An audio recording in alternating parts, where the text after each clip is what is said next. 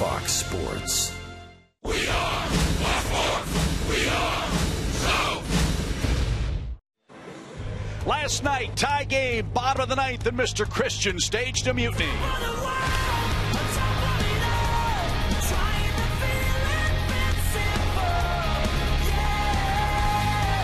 His first homer, a walk-off winner as the Braves made the Pirates walk the plank 5-4.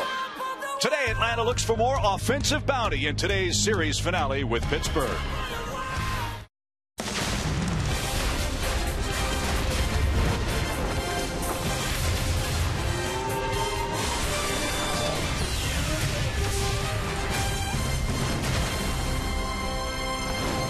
It's another beautiful day for baseball in Atlanta and Turner Field, and all signs are looking good for Cameron Maybin and the Braves. They try to win this series outright against the Pittsburgh Pirates as Atlanta welcomes Jace Peterson back into the leadoff spot. Hi again, friends. Chip, Joe, and Tom.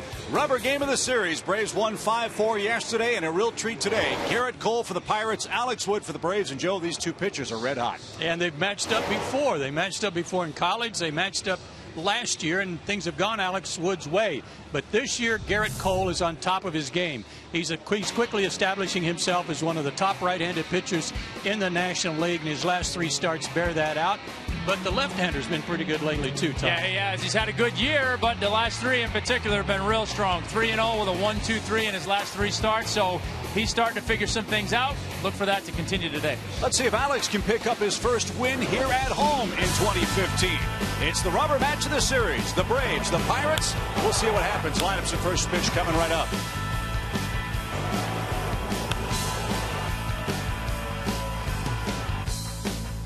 Atlanta Braves.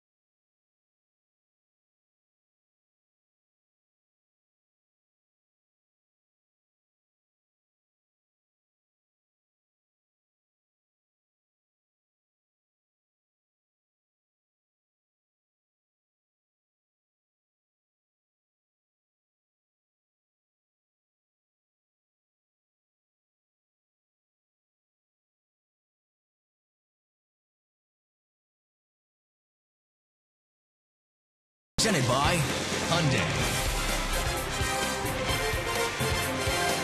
Summer has arrived in Atlanta, and so has a big crowd for the final matchup of this series with the Pittsburgh Pirates.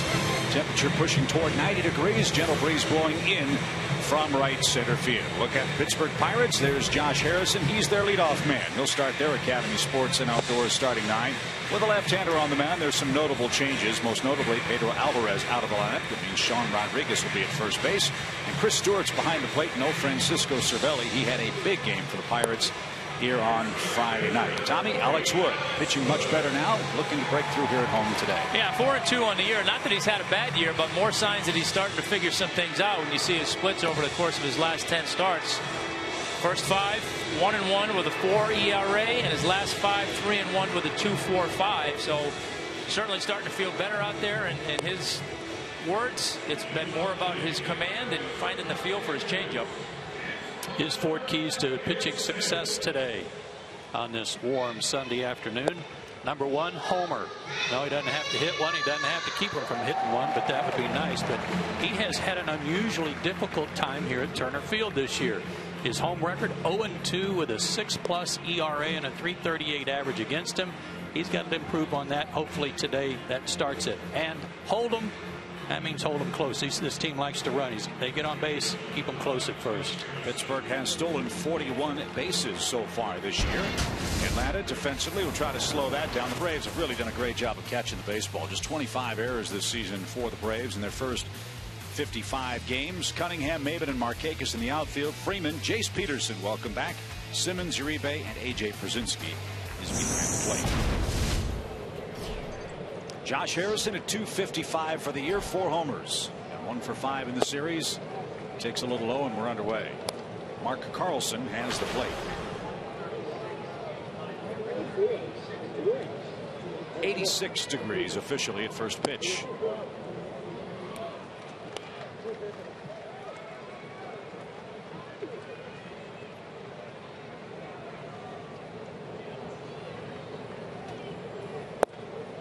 There's the strike. It's now 2-1. Time to time, Alex has had trouble with the leadoff man for opposing clubs. And this one's rocketed toward left. He's got trouble here unless Cunningham can catch it. He can't. It's off the running track. And Harrison's on his way to second with a leadoff double. First batter of the ball game is a long double for Josh Harrison. His 15th 2-base hit. Well, you barely got that out of your mouth, Chip, and he rips this. Had a lot of the plate, fell behind. Made too good a pitch there to a guy who, for some reason, has a hard time getting in the lineup these days with the Pirates after a great year last year. But he's in there today with his 2nd hit of the series, and Jordy Mercer, the shortstop, trying to move him up for Andrew McCutchen, who's waiting on deck. Mercer has a couple of hits. A 212 batting average, a couple of homers too.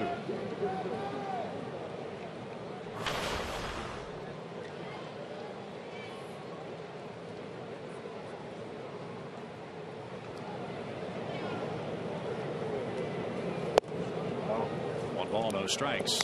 Tommy, I know in your career at times you had first inning troubles. Many times you can pitch around that. The problem is the man you're facing.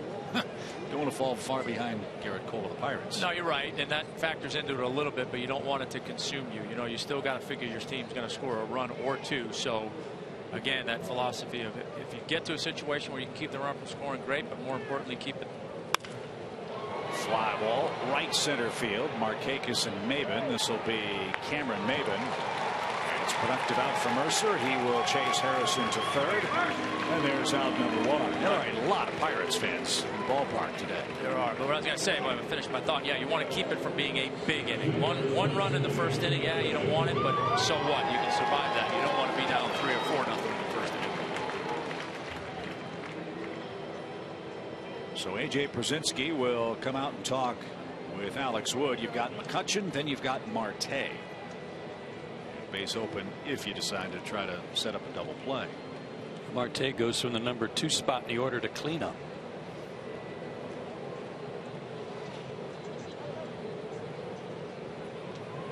We are lucky to have the jobs we have. We are paid to watch Major League Baseball games. This is one of the guys I would pay to watch play every day. I'm with you. Something else. 8 homers for McCutchen.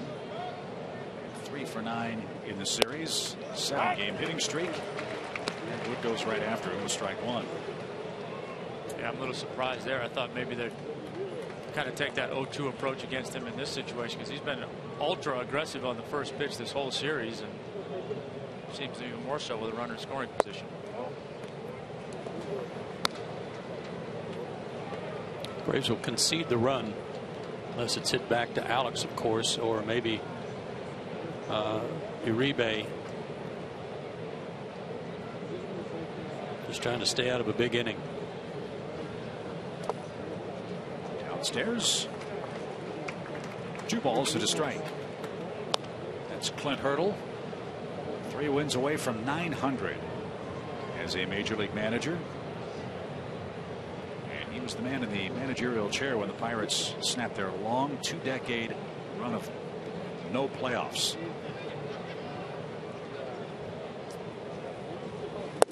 Good pitch. Change up, 2-2. Beauty. That's the pitch he said he's starting to find a little bit. He felt like earlier in the year he was struggling with it, didn't have the command that he wanted to, and that's where it's a big difference. When you start to get that feel and that command, you're more inclined to throw it in those fastball counts. But when you don't, you're more inclined to go with the pitch you think you can throw for a strike, which would be a fastball, and that certainly was what he was looking for. Breaking ball. McCutchen took strike 3. 2 off-speed pitches to McCutchen, who is the key man in the inning. He is struck out and a runner at third. I didn't see that coming. I didn't either. And clearly McCutchen wasn't looking for it either. I think he was looking for probably that changeup again, but that's the thing, you know, you talk about how guys go about getting guys out, and obviously you want to always be able to command your fastball, but when you don't have that secondary pitch you can trust and count on, man, it makes it so much harder to sequence pitches. So Starling Marte, the cleanup man, with 11 homers and a .255 average. Marte leads their club in home runs.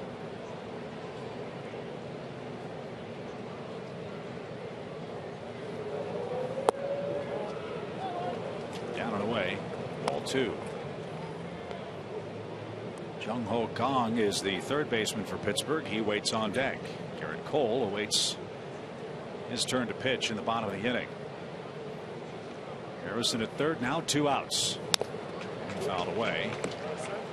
2 balls and a strike. Another fastball count, but he throws a changeup and has success with it.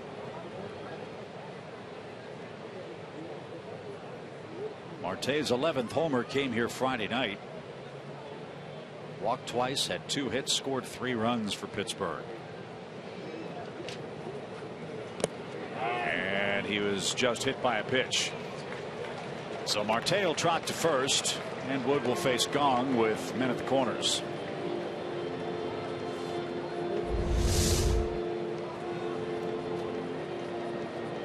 Just grazed his knee. First hit batter of the year for Alex.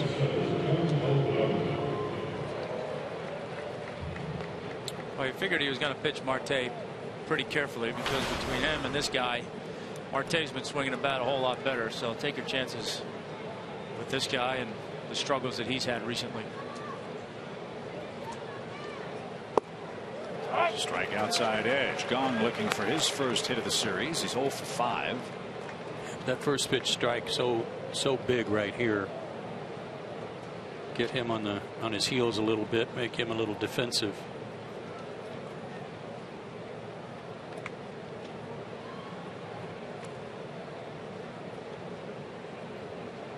Gong had been a hot hitter before he came to Atlanta.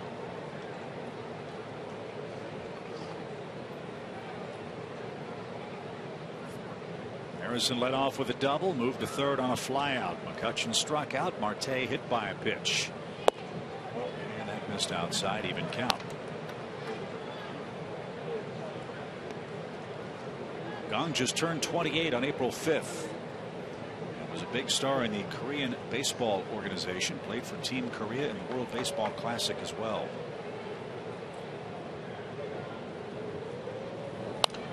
And a pop fly foul, a ball and 2 strikes. Last year this man hit 40 home runs, 117 RBIs in 117 games. I don't know how you would rank the Korean Baseball Organization by our major league standards, but you get 40 home runs in any league, that's really good. I've heard AA.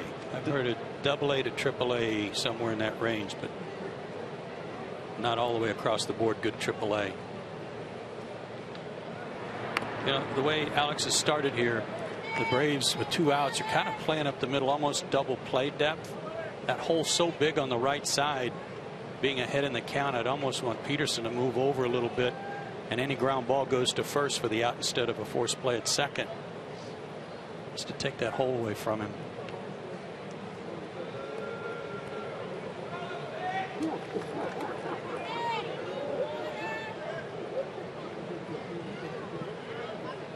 Well, he's got back-to-back changeups on him. See if he goes back to it or tries to bust him with something in. That fastball, that slider he threw to McCutcheon. Runner at first goes. The pitch is a ball. The throw to second is in front of the bag. And it's stolen base for Marte. He's in double figures now. And the Pirates have them second and third and a 2-2 count.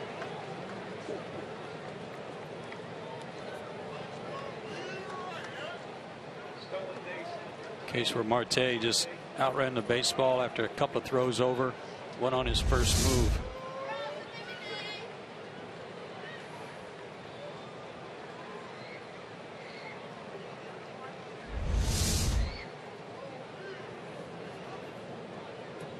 So Alex ready now with a 2-2 pitch. And it's grounded deep short. Simmons gloves. Throws to first. Beautiful play.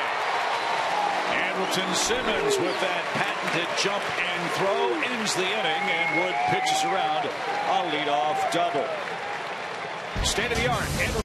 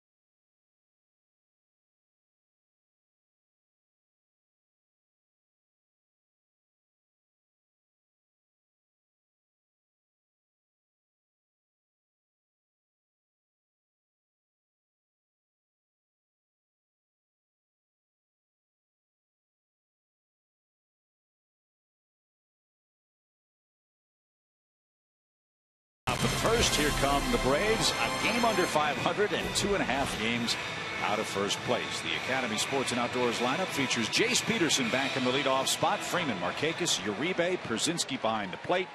And they've got their work cut out for him, don't they? This guy on the mound for the Buccos is a terrific righty. 8-2 on the year. See his last 12 starts, 8-2 and a 1.85 ERA. So he's not given the offenses a whole lot of chances. Fastball 94 to 97. Slider, an occasional rare changeup, but a scout told me just before the game that he uses the slider in a couple of different ways, kind of like Bumgarner does left-handed. He'll back foot it, he will backdoor it, he will use it almost like a curveball as an off-speed pitch, but it's all off his slider. There's the good fastball. Garrett Cole was the April pitcher of the month in the National League. He was 4-0 in the first month of the season, a sparkling 176 earned run average. A A legitimate #1 ace. As one blogger had it online today, might be the best pitcher in baseball nobody's heard anything about.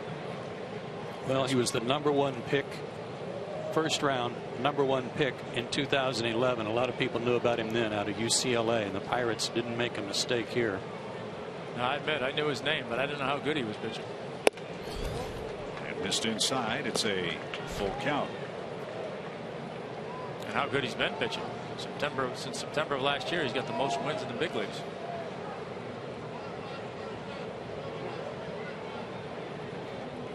Three and 2 for Jace Peterson. And he draws a leadoff walk. Nice to have Jace back in the lineup. He had a cortisone injection between his thumb and finger.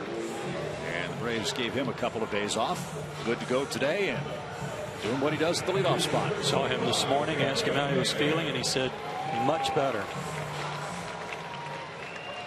You'll take a free pass from a guy who's pitching as well as Cole is, especially leading off an inning. Yeah, you don't walk many guys, so take them when you can get them. Cameron Maybin bats. He is rolling merrily along for the Braves after a spectacular month of May. Maybin's 5 for 9 in this series against Pittsburgh. Love how he plays defense, and love to see the other part of the game come together for him, knowing all the work that he's put into it. I agree, Tom. And as happy as we are for him, just think how gratifying it is to him knowing that this work is paying off.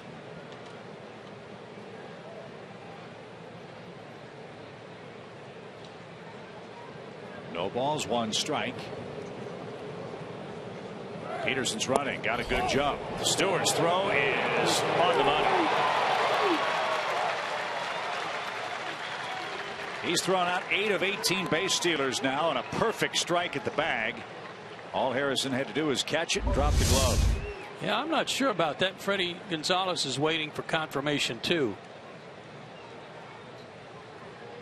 Short hop throw. Well, no, it wasn't. Just a low throw. And then a tag in the back of the calf. Yeah, it might be no appeal. Too inconclusive. Yeah.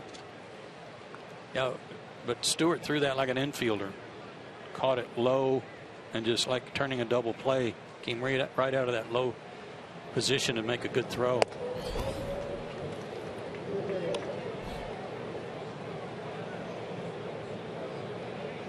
Cameron Maybin, 26 RBIs with the Braves.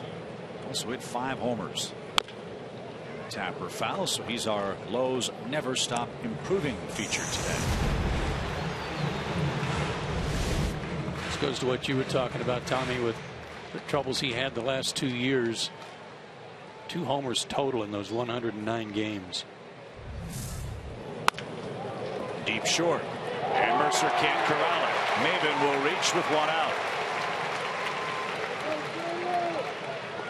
Pittsburgh turns a lot of double plays because they have a lot of base runners. They've allowed 42 errors this year. We'll see how this one's scored. Gotta be base hit. I Base hit. Throw him out anyway. Cameron's, I don't think, still back to 100% running, but he would have beaten that out. So we await the verdict, and it is an infield hit for Freddie Freeman now. Shift on for Pittsburgh.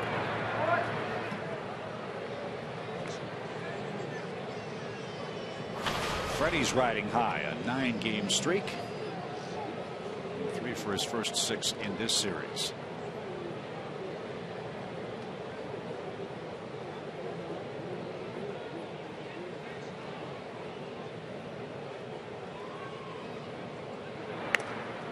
Maybin's chased back to first. He was leaning.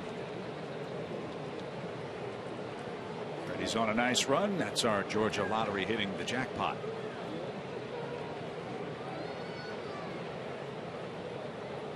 Five homers in the stretch. Those came on the road trip. And a check swing roller. Cole will field and flip to first. Maybin to second. And there are 2 out. And that'll bring up Nick Markakis. That rarely happens to Freddie Freeman. I was going to say, that should give you an indication of what that slider is right there.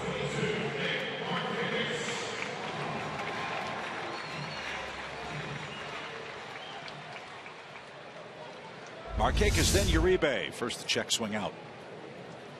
All right, backdoor or comeback sinker. Back up. Yeah. Well, tells you how good that is. Because like I said, Freddie don't do that much. Last year, Garrett Cole, he won 11 games. Check that for you. That's right, 11-5. So he's got 8 already. He's going to fly past his big league win total probably before the All-Star break. 29-14 in his career.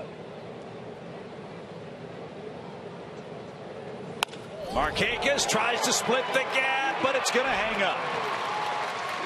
Marte glides over and makes the play, and the Braves are out of luck in the bottom of the first. No score after 1 in Atlanta.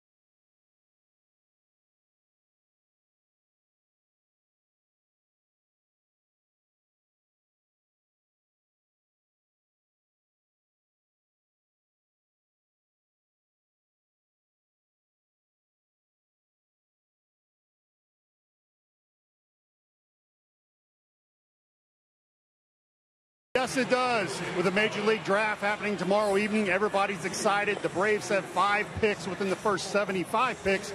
2 pretty good draft picks out there on the mound with Alex Wood in the second. Heck of a draft pick. And then Garrett Cole, the first pick in the Major League draft. But here's what I like. Alex Wood at UGA beat him, throwing 7 scoreless when they matched up in college. We'll see what happens today. And then I had a chance to catch up with Brian Bridges a little bit earlier, who said he's getting back to the Braves way and that they are looking for athletes. So, Joe, I got to call you out a little bit because as a pitcher, you know, you've said we weren't athletes at times, but, you know, I took offense to that, and I think the guy sitting to the right of you is even a hockey player, too. Yeah, Paul, you can't take offense to that. Tom really could. You're just going to have to bite it, I think, really. I don't know. Well, if they're getting back to getting athletes, that means they're going to load up on pitching. Oh, my gosh. And so it begins. 1 ball, 2 strikes. Yeah, the Braves picked 14th and 28th in the first round. And as Paul mentioned, 5 of the first 75 picks overall in the draft. Well, they really have a chance to make a splash. Yeah. It'll be fun to watch. Swing and a miss. Tavetta's down on strikes. Alex Wood has his second strikeout of the game. Hey, Birdie, you still there? He might be on his way to punch you. Yeah, he might. Paul, I'm here. Hey, Paul, here's my explanation for that. Athletes, you're right. Good athletes, get them. Go get as many as you can. But they might draft a center fielder and make him a second baseman. They might draft a shortstop, turn him into a third baseman. Those are guys that are athletes. I don't know how many pitchers they draft that they turn into position players. Right. That's a good point. I'm going to have to work on that one a little bit and get back to you. Okay. I will say this. The Bartolo Colognes, the other people, when you see somebody that just has a great arm, the pitching mound is one of the places where you can make that work. So you have a point there. I'm not ready to concede that I'm 100% a kicker yet, but I think you got a valid point. You're a great athlete, Paul, and always have been. Hey, speaking of Bartolo Colon, he had another hit yesterday. Did you see that? Yeah. The helmet stayed on. He said before the year, I'm going to have at least 3 hits. He's got 4.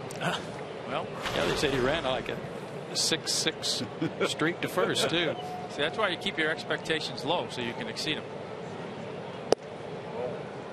And Chris Stewart, the batter, with 2 outs here in the Pittsburgh second. So we wish Billy Ryan, Dave Trombley, Brian Bridges, Mike Silvestri, and so many others for the Braves all the luck in the world tomorrow. The draft will be on the MLB Network if you want to watch that. And hopefully by the time we take air tomorrow, we'll know who the Braves draft choice, at least their first one, will have been. I'm hoping. I've been reading a lot about this kid at Kennesaw Mountain High School here in metro area in Cobb County, and Tyler Stevenson, big catcher. I'm hoping he somehow drops to the Braves at the 14th pick. We all know how fertile this scouting ground has been as Stewart singles to center with 2 outs. The state of Georgia has always produced a lot of great major league talent, and I'm sure this year will be no different. And one more side note to the series tomorrow with the Padres coming to town. The San Diego Padres will activate Melvin Upton in time for the series. No kidding. He will be here for San Diego tomorrow, along with Justin Upton and Craig Kimbrell. Well, good for Melvin. Garrett Cole's the batter. And he takes a ball low. 1 ball, no strikes.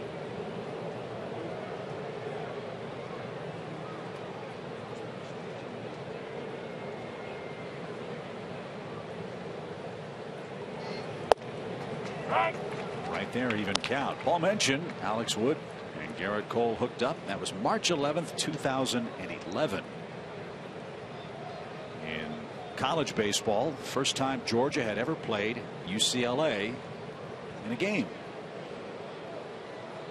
The Bruins, I believe, were the 10th ranked team in the country at the time, and Alex beat Garrett Cole head to head. 6-2 was the final score.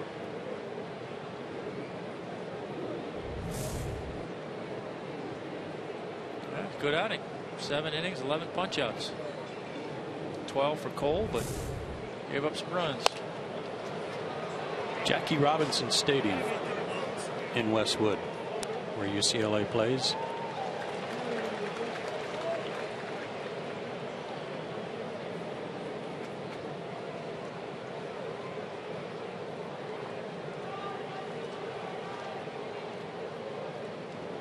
Stewart at first with 2 outs. And the 2-2 pitch is shot towards second. Peterson to his left. That ball handcuffed him just a bit, but he made the play, and that'll end the inning. No runs, a hit, a man left. Juan Uribe leads off for the Braves. This will the second inning.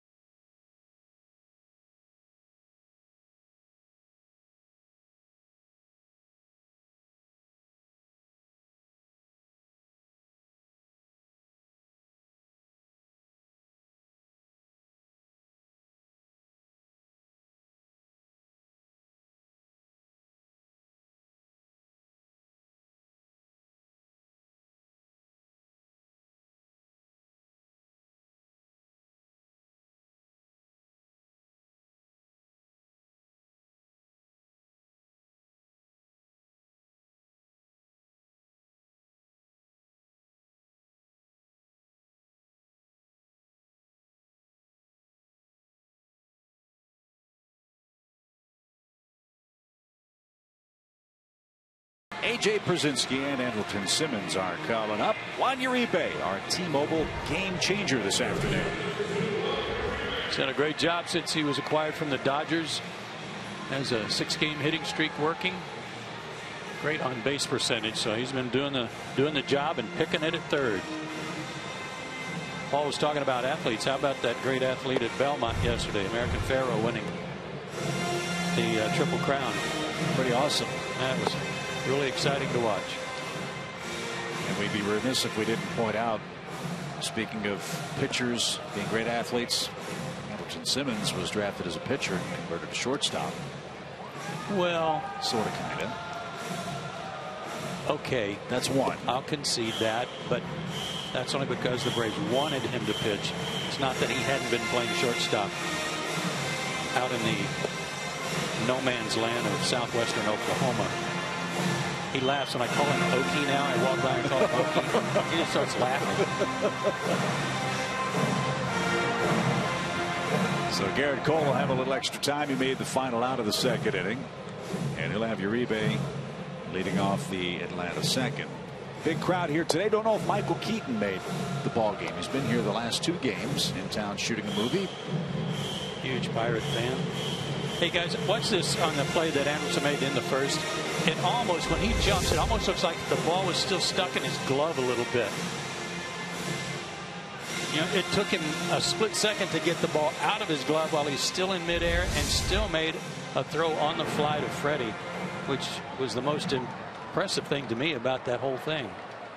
Yeah, a lot of times when you reach for that initial grab the ball and don't get the right grip, that's when you make not a very good strong throw, but he made the adjustment. So Cole's finally ready, and the home second begins with the ball outside to Uribe. The Braves now have a nice little platoon working at third base. Chris Johnson hit a home run here yesterday off Jeff Locke. Uribe gets the start today. He's knocked in 7 runs as a Brave, and this ball slicing away from the right fielder Tabata, and that's going to bounce off the warning track into the stands, and Uribe has a ground rule double.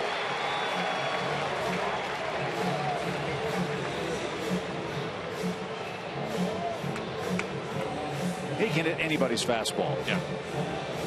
Chris Johnson wears out left-handers. This guy, doesn't matter who's pitching, no matter how good you've been going. Oh, really jumps off his bat. That swing kind of looked like Christian Bethancourt's swing last night that won it for the Braves. His first big league homer, a walk-off homer for the Braves, who won 5-4. Here's Pierzynski. AJ has a couple of hits in the series, and this one's popped up foul and out of play, strike 1.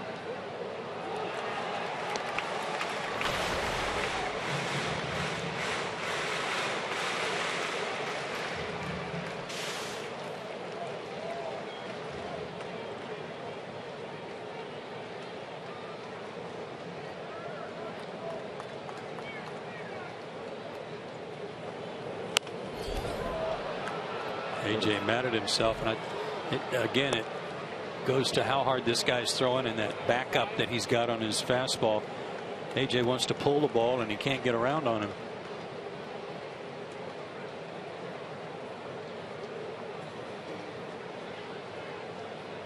So he's behind 0-2.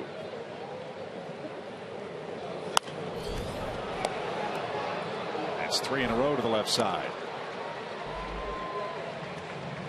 Folks paying attention. Well, that was a tragic scene in Boston the other day, wasn't it? Man, oh man, it's unbelievable. The young lady is going to survive being hit with that bat. Yeah, I read somewhere that she's stable, which is a good sign, I guess. Check swing, bounce toward third.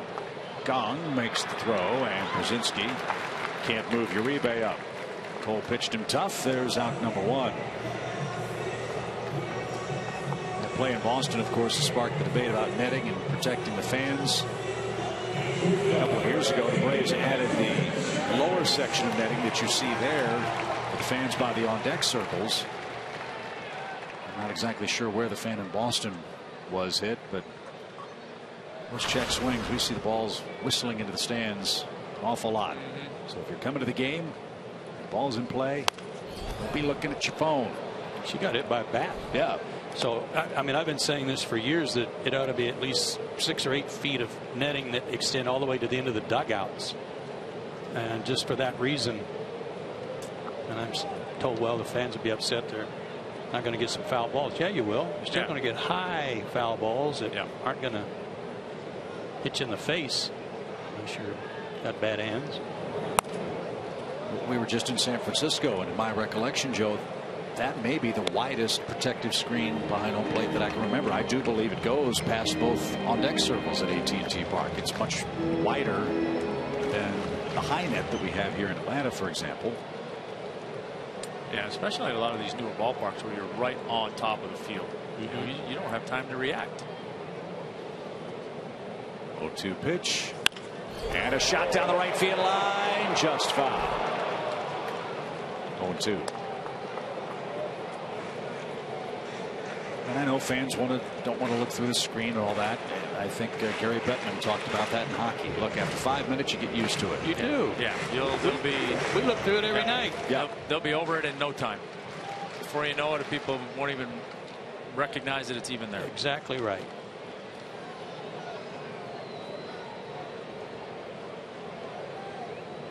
No balls, 2 strikes. My main issue is right over the dugouts. Put something up over there. All the one. Run it all the way down the end of the dugouts on both sides. Yeah. Give people a chance.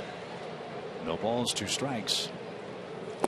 The irony of it is, if you go to Yankee Stadium, even here in Atlanta, when batting practice is taken, they have protective nets past the dugouts. Right. While people are filing into the game. Especially with these maple bats. With the advent, I don't know what the word would be, when they came into being in the major leagues, the way they just snap in half and fly into the stands, and there's more need for better netting just because of that. And it's the old saying too, okay, maybe it happens once in a lifetime, but if it's your life that's impacted, that's all you care about. Yeah, I just don't want to see it there be a tragedy before baseball decides to do something about it. Uribe at second, a ball and 2 strikes for Simmons, and a bouncing ball up the middle. Mercer has it. The throw to first is in time, and 2 consecutive groundouts. Chase Uribe to third base, and now Cunningham will bat. Base open, pitcher to follow.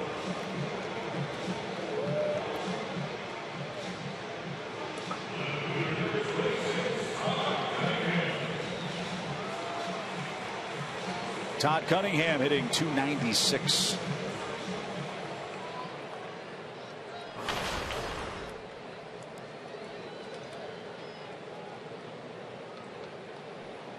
And a .311 hitter as a lefty. So if he gets much good to hit. Buzz the inside corner, strike 1. That's a pretty good pitch at 98 on the inside corner. I'm saying.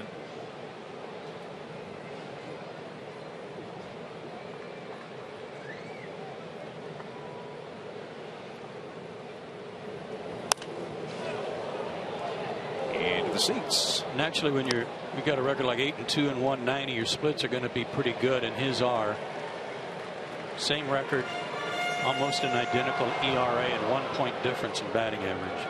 That's consistent.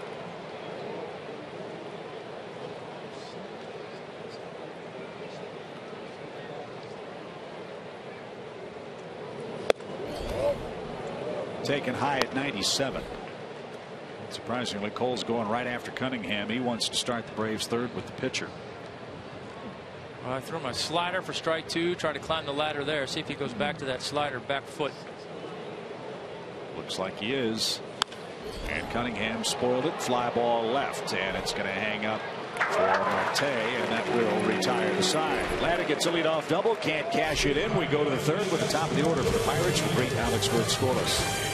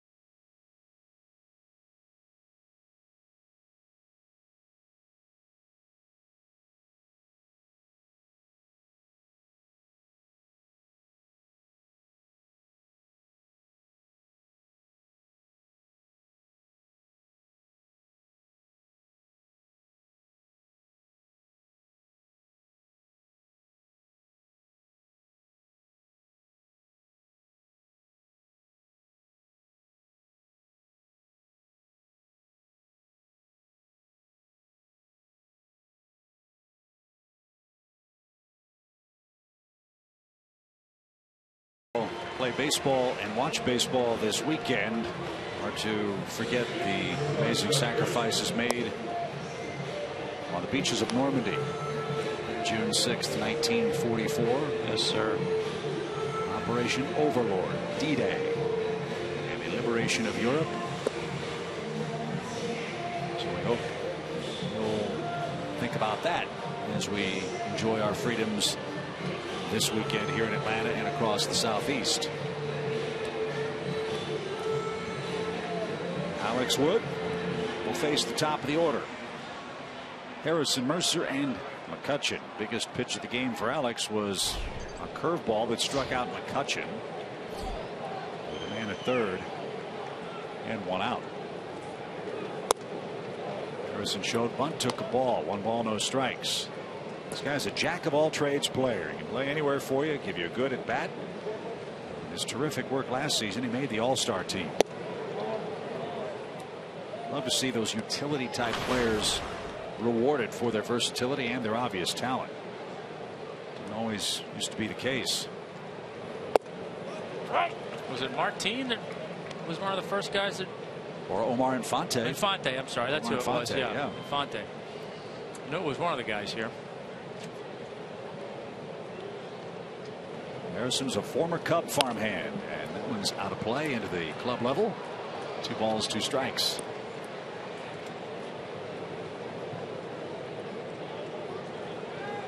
Big second half of the season for Pittsburgh. At .356 in August. And this one's hammered toward left center field and made, and with a sliding catch. He had a long way to go. I wonder if he saw it off the bat. Day game's typically a little tougher to pick the ball up out of the shirt sleeves. He was breaking back and then had to come back in. Nice adjustment. I think the sound of the bat might have fooled him too, because it sounded like it was hit a little bit harder, but it got in on him a little bit, so he wasn't able to drive it.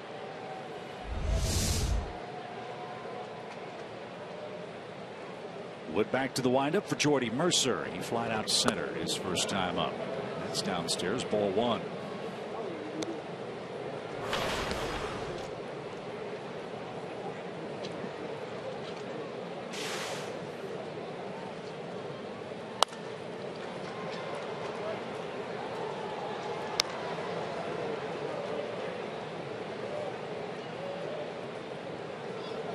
Mercer lives in Edmond, Oklahoma in the offseason. It's right there by Tologa.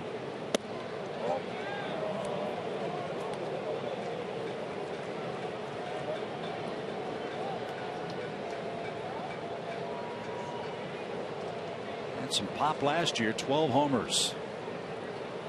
Most by a Pirate shortstop since Pat Mears hit 13 homers in the 2000 season. This Pittsburgh ball club the last couple of years. He started the first 2 months rather slowly at the plate. He's coming on. The Pirates are coming on. Pittsburgh a great record since early May. Best record in the National League, as a matter of fact. They're playing in the wrong division. They can't catch the Cardinals. Pittsburgh 6.5 games behind St. Louis. Both of those clubs have won 7 of their last 10 games. Bounced off the plate. Uribe, it's foul ball.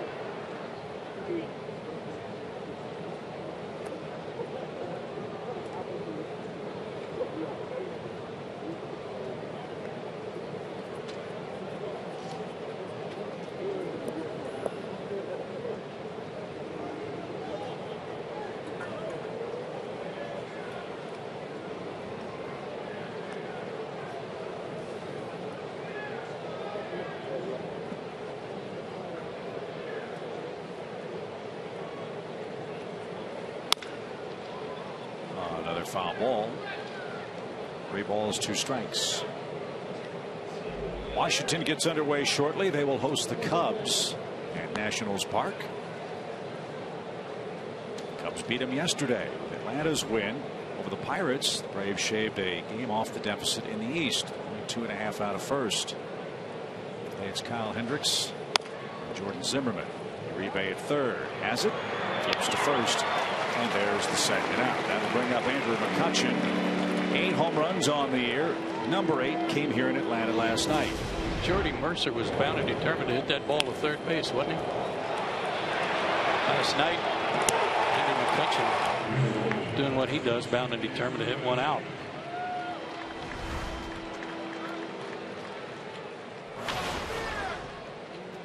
He's knocked in 3 runs in the series.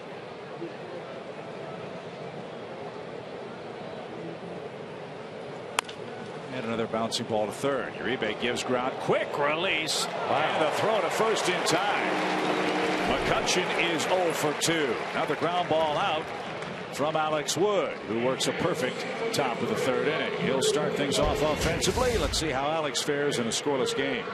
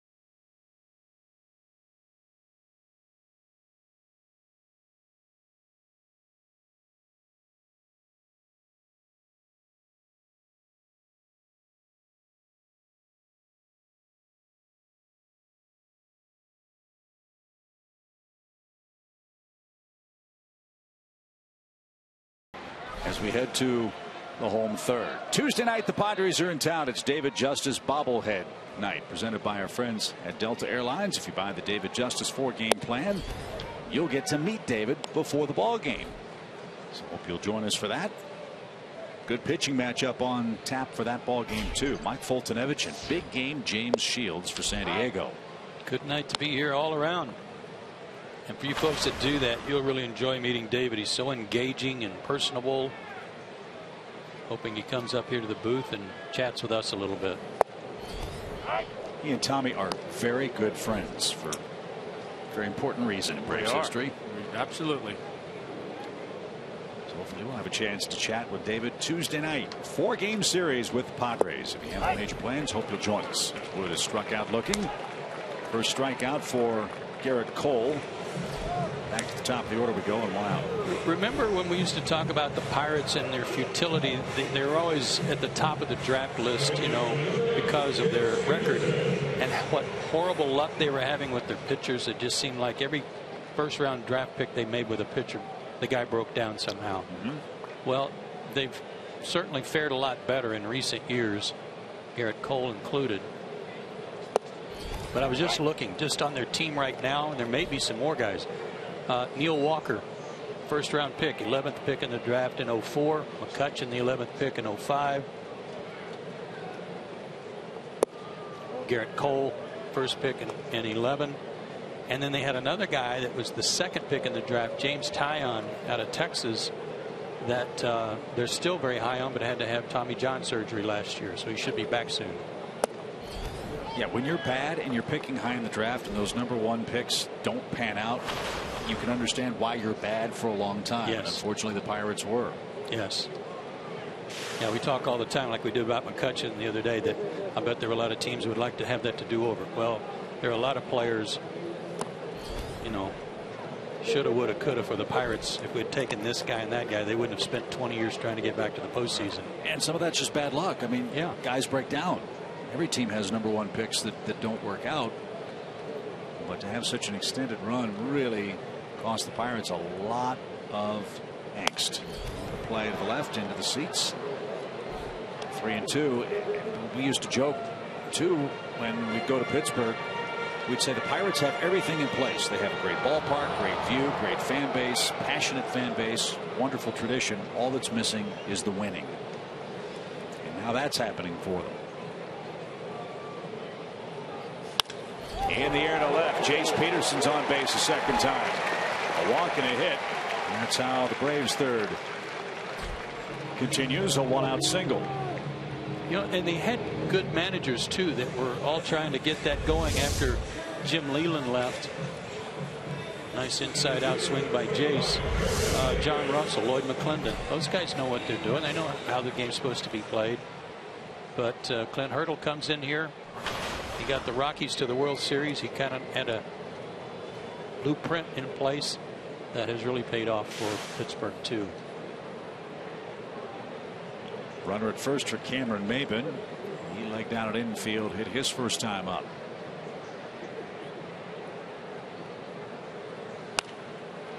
Breaking ball popped over the Braves dugout, foul. It's a strike. Well, it stands to reason the National League Central figures to be a very competitive race, not just this year, but in the years to come. Cardinals are good every year. St. Louis has a, to use Joe's term, great blueprint in place. The Pirates are there. They've been in the playoffs the last 2 years, and the Cubs are coming. Milwaukee's going to have to rebuild. Cincinnati might have to rebuild, but those first 3 teams are going to slug it out, not just this year, but quite a while, I think. Yeah, the Cubs seem to be the team in that group that obviously a little bit more the unknown, but I think people tend to talk about more when you talk about the young talent that's there. And they did it differently. They drafted, developed hitters. Everybody else is drafting pitchers. They traded for pitchers or signed free agents. 1-1 pitch coming for Cameron Maybin. Instead to first. I'll ask Tommy the same question, Joe, I asked you before the game. This was bandied about on MLB radio today. Would you do Chris Bryant for Matt Harvey straight up?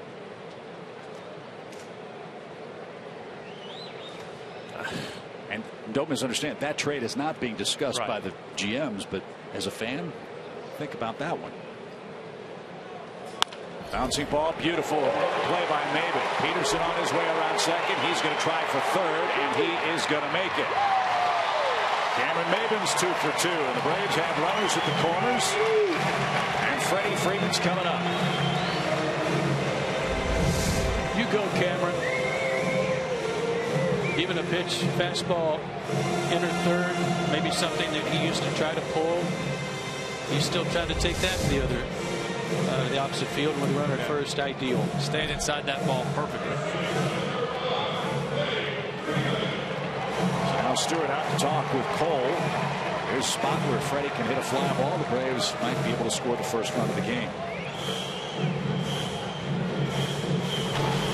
Answer your question, no, I think that's a trade that either GM on either side of that would have a hard time pulling the trigger on. Right? Yeah. But it's exactly what both teams need. Yeah. Right? What the Braves need here is a fly ball at the very least from Freddie. The only way the Mets could do that is if they knew that David Wright was never coming back. David's out with spinal stenosis. No timetable yet for his return for the Mets. And Freeman got jammed, fouled it back, strike 1.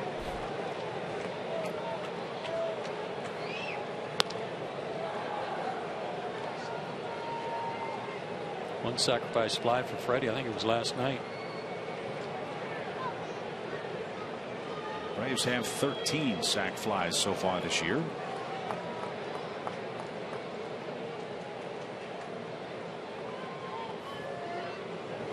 Ow! Freeman got smoked. That ball just followed him in the left-hand batter's box. 97. He was trying to get out of the way, and he doesn't want to stop running, because if he does, he's going to feel a heartbeat there. Yeah, that was a fastball, but like you said, it chased him almost like it was a slider. So That was one of those ones where you're going to miss in. He missed way in. Right on the knee. That's going to hurt.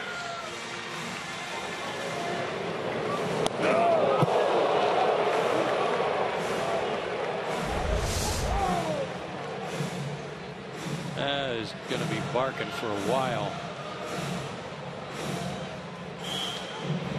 So Ray Searage is out. Bases are loaded for Atlanta, and Freddie Freeman is not stopping his wandering around first base. I haven't seen the trainers use that epichloride in a long time, but I'd be begging for some over there first base right now. That spray on cold. Oh, we can hear the contact all the way upstairs. So Freeman at first, Maven at second, Jace Peterson at third. Markakis likes to swing early in the count in run scoring spots. And he got to break the ball off the plate. 1 ball, no strikes.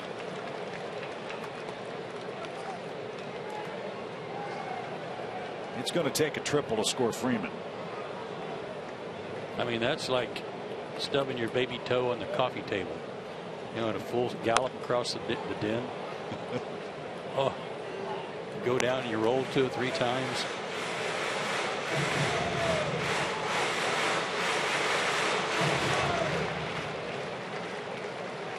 He is not moving very well over there. Nope. 1 ball, 1 strike. They took it, and now he's behind 1 and 2.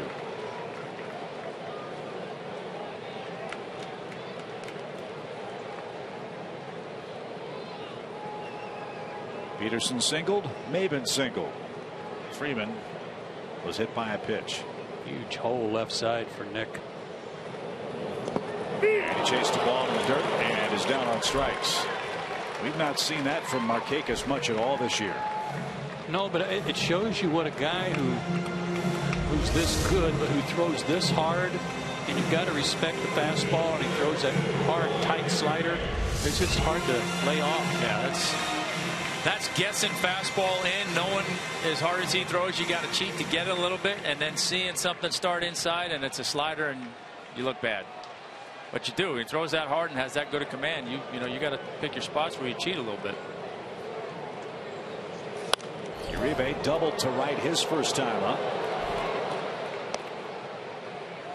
And he was left standing at third base for the Braves.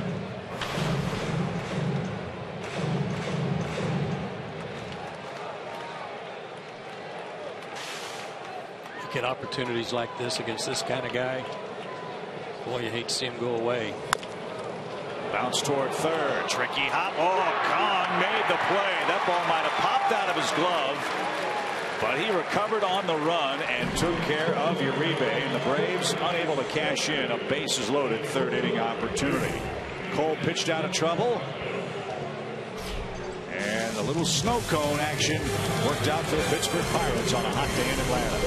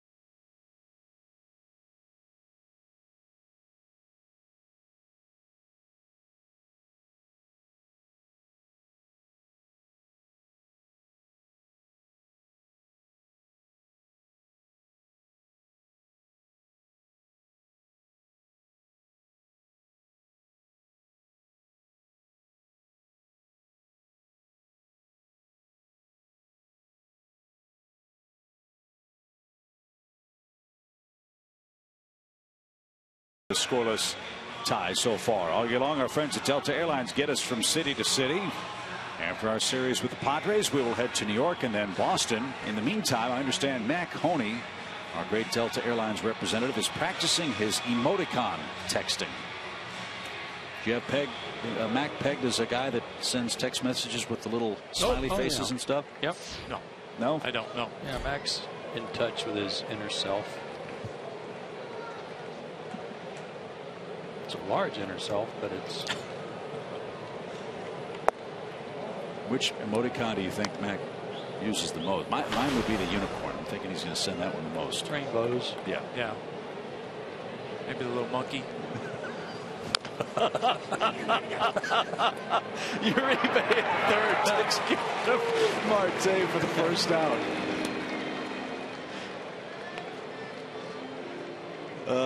One man down. That's 3 assists for Uribe. Yeah, back-to-back good plays. One to end the third, one to start the fourth. Freddie Freeman's still out there. Yeah, he doesn't want to sit down. Here's Jung Ho Kang. Made a nice play to rob Uribe. Well, if that ball trickled out of his glove, the Braves would have been in business. It was between the game's first run and an inning-ending play. The width of the baseball. Yeah, he had to take a peek, make sure it was still in there. He might have been surprised as anybody.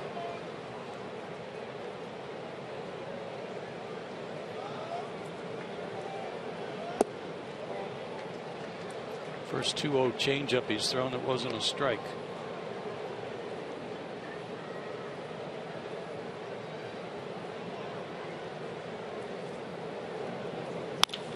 Ripped to short, and Simmons tumbles to the right side to make the play. We were concerned the other night that Hamilton might have hurt himself. Remember, he was grabbing his side. No sign of any difficulty on that effort.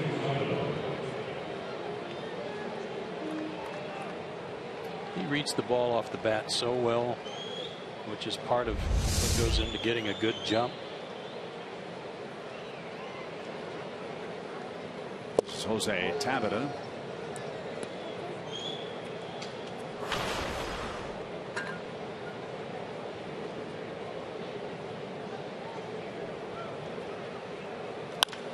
And a shot to right.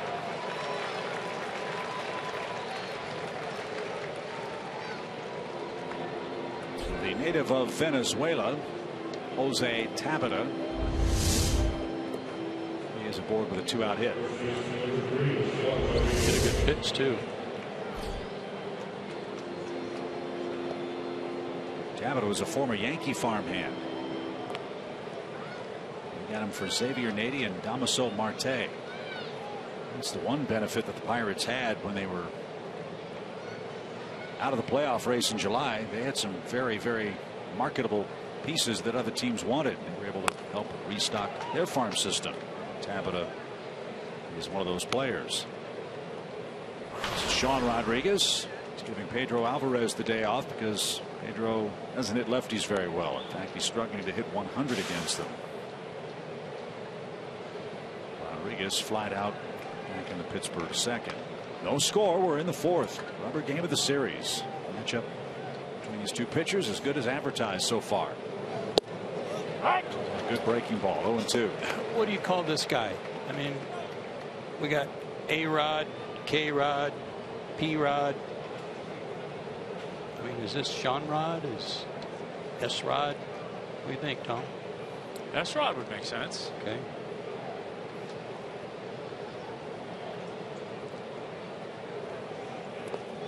About K-Rod. Check swing strikeout. Brzezinski will apply the tag. No, he won't. He's going to be called out of the plate, and that'll take care of S-Rod and the Pittsburgh Pirates in the fourth inning.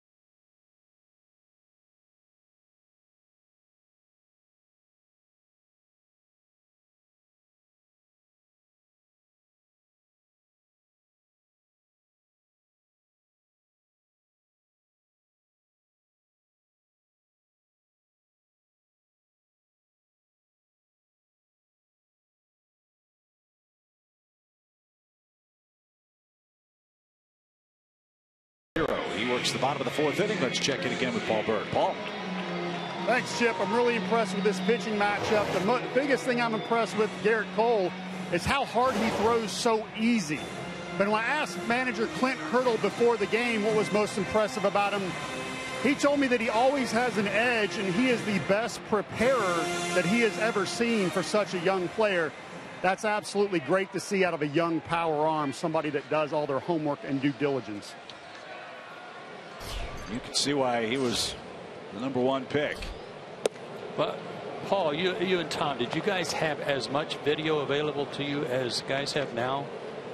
Toward the latter part of my career, we had a lot of charts, and it was very easy to prepare. But little pop by AJ to left. That'll be easy for Starling Marte. 1 out. But even so, a lot of stuff, guys, in my opinion, it really didn't matter what the scouting report said. They were going to throw their pitches. And I'm embarrassed to say, Joe, that I became a better preparer after my first major arm injury. So I thought it was a huge surprise when Clint said that this guy at the top of his game with his best stuff, 98, 90-mile-an-hour fastballs, great slider, takes the time to really study and go over those hitters so that he has the best edge possible. And he's doing it with command, too, which is something we were talking about upstairs. Ow, as Simmons got hit. He's got a long look out at Cole. Anderson Simmons took exception to that plunking. And Stewart's going to escort him down the first base line, and Atlanta's shortstop takes a long look at the hard-throwing Pirate right-hander. Freeman's gotten hit. Now Simmons has gotten hit. I'd have a little issue with this one, too. This one was up high. Yeah, there was no kind of looking off, like mad at yourself for making a bad pitch. I mean, Cole stared him down from the get-go as well. It almost seemed like there was some history there. So let's see if Simmons tries to swipe second with Todd Cunningham up there. Todd flied out to left his first time up. And breaking ball for a strike. Our discussion upstairs was power pitching versus guys who can throw hard but have more control. With the draft coming up, do you take a guy that can throw 98 but is still learning how to pitch, or do you take a guy that throws 94 and can throw strikes? Well, I'm kind of getting tired of seeing the guys that can throw 98 and not throw strikes. But popped up shallow right, long run Tabata, and he's going to get there near the line. Good play, good running catch. Simmons back to first with 2 out.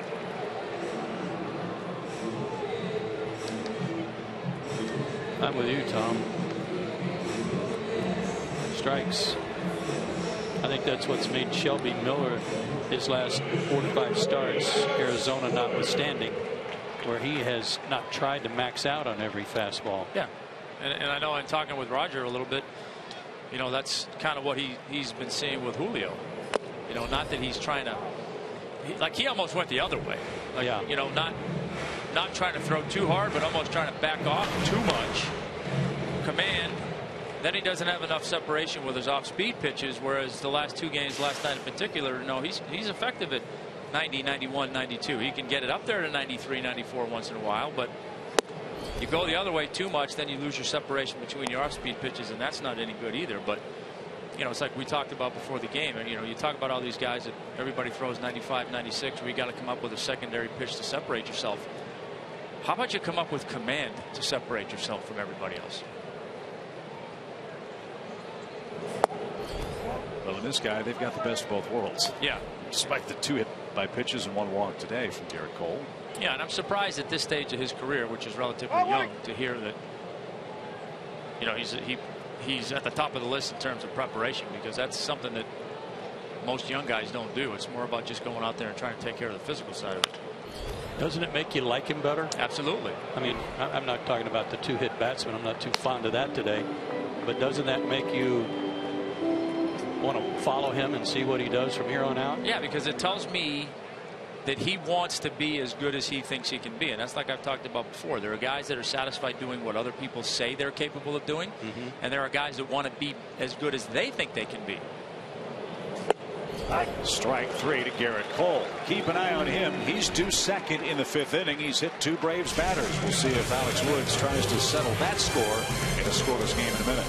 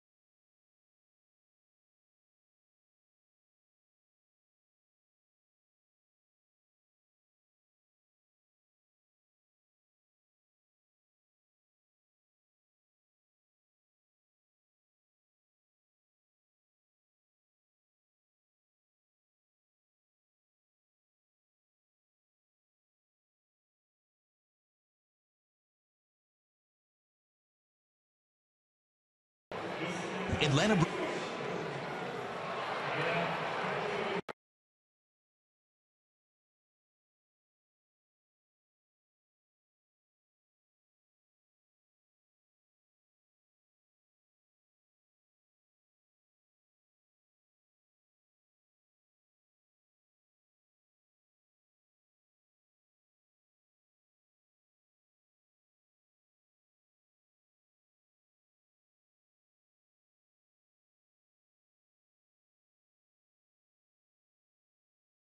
Outdoors, right stuff, low price every day.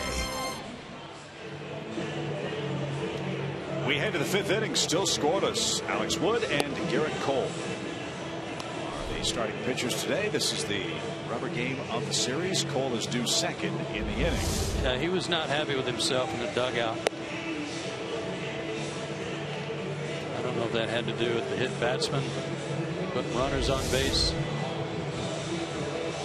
Having a little conversation with himself, that's for sure. So, Tommy, game within the game here. Does anything happen with Wood and Cole in a scoreless game at this point, or is that something you file away and save for a later date? I mean, I think a lot of it depends on this at bat right here. You know, we get this guy out, then maybe something happens. To my knowledge, I don't think any umpires have given any warnings or said anything. So. Batter is Chris Stewart, who singled his first time up, and Woods quickly ahead of him, 0-2.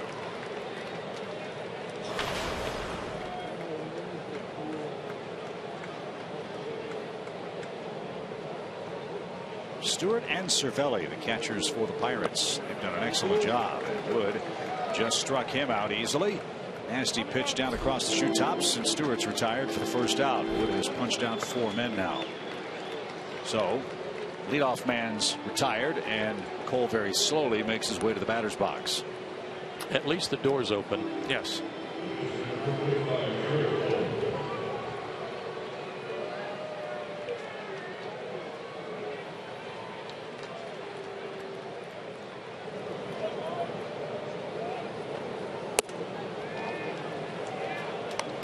Ball 1. And that may have been an attempt. Yep.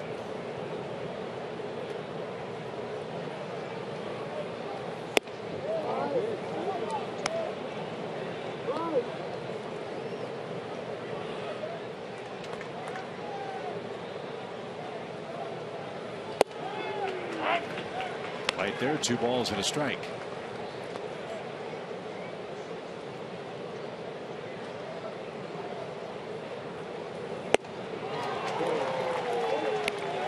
Now it's even at 2-2. Alex looking for his first home win this year. And his 5th win overall this season. He's run it full to the pitcher.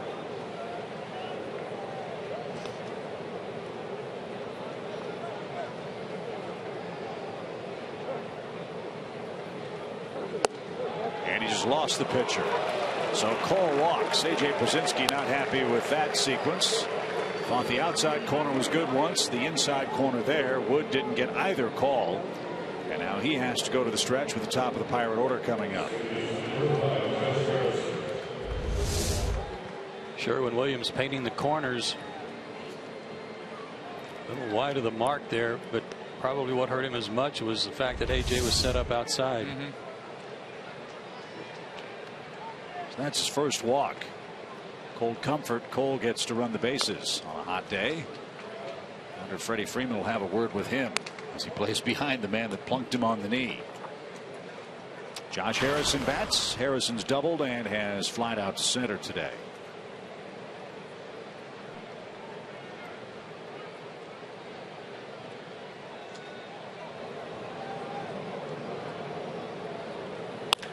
Up the middle, a base hit. Cole on his way to second. He'll stop there. First and second for the Pirates. One out. Now we're getting into the danger part of the Pirate lineup. Anytime you walk the pitcher, you're asking for trouble, and Alex has found some. Josh Harrison has made himself into a really good player.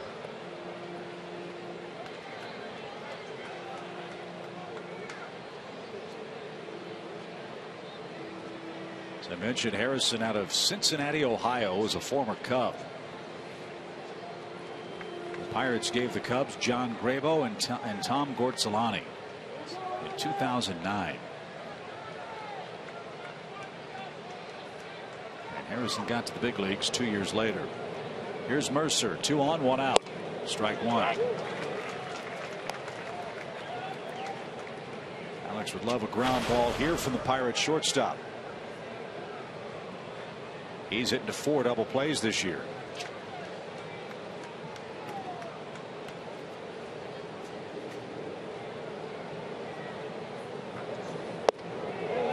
There's that inside corner again. He missed.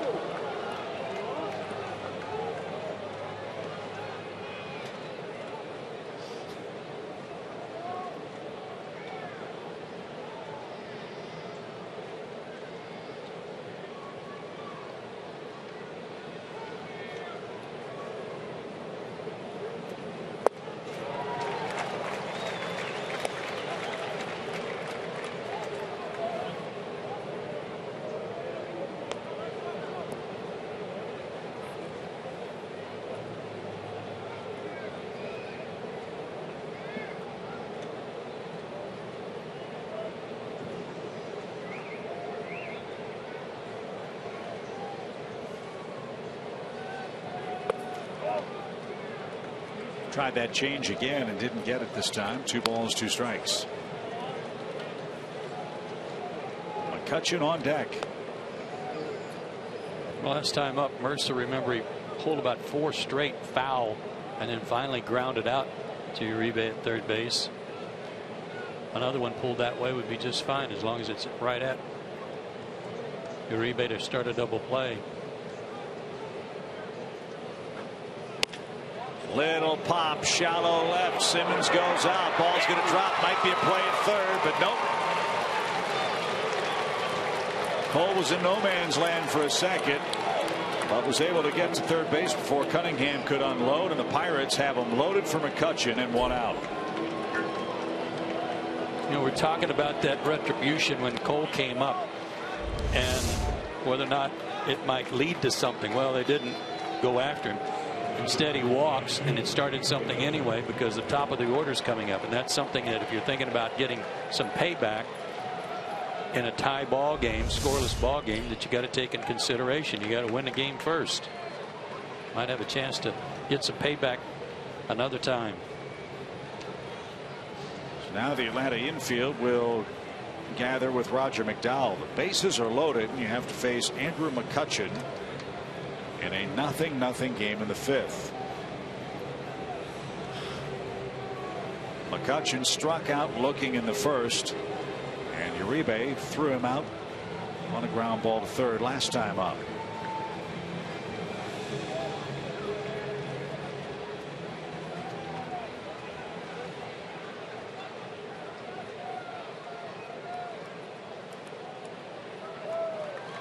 This is only the 6th at bat from McCutchen with the bases loaded this year. Well, it's a big point in this ball game. He already struck him out with a runner at third, like you said. We didn't see that coming. Huge at bat in this ball game right here. And the off-speed stuff fooled him that time. Strike one. It's a good pitch. Start the sequence. Play on his aggressiveness. Get in the chase. McCutchen hitting a whopping .417 this year with runners in scoring position. He's got 3 Pirates aboard with 1 out. You know, when he grounded out to Uribe to end the, what was it, the 3rd inning on a play way back behind the back, he didn't run that hard to first. I don't know if he's got some leg issues or not, but that may play into the Braves' hand if he hits a ground ball to someone. He's had a knee problem. Maybe that's it. A problem, Joe, that he said was not the reason for his early season offensive struggles. Right. Well, he was, you know, for a ball that normally you would see him come close to legging out, he wasn't even halfway to first when Freddie caught the ball. Well, Alex has gotten him right where he wants him. It's 0-2. Let's see what the out pitch will be. Cole, Harrison, and Mercer, the Pirates runners, 3rd to 1st.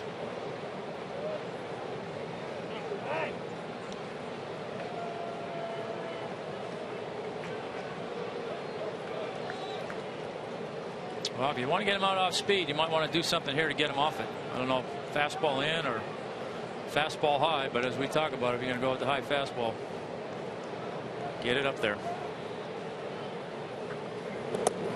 That one is blocked off the shin guard by Brzezinski. That saved a run. If it bounces the other way, it is a run.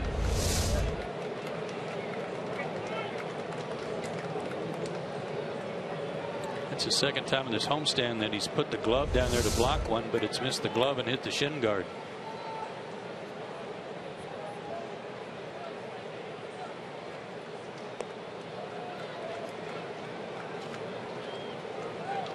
I like that pitch down and in. That first pitch he threw Garrett Cole, that good live fastball.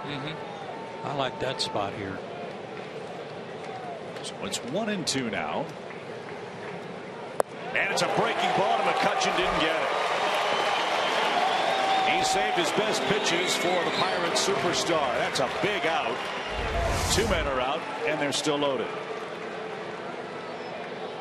I got to tell you, as a hitter, if he does have a sore knee, this is the last thing you want to see is a breaking ball, because you're fooled already. Your weight may go out on your front leg a little bit, and it's hard to get everything to work. Hard enough when you're healthy.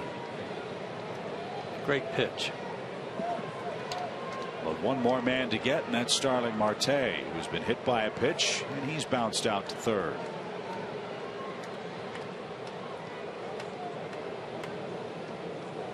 Happens so often. A team loads the bases and doesn't score, the other team does. Factor in 2. Garrett Cole has spent this entire half inning running the bases on a hot day. And the top of the order is due for the Braves in the home 5th.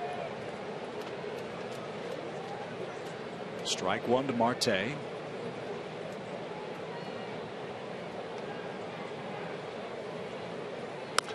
Pulled foul, and Woods ahead of him. Nothing but strikes since Roger McDowell made his mound visit before the McCutchen at bat.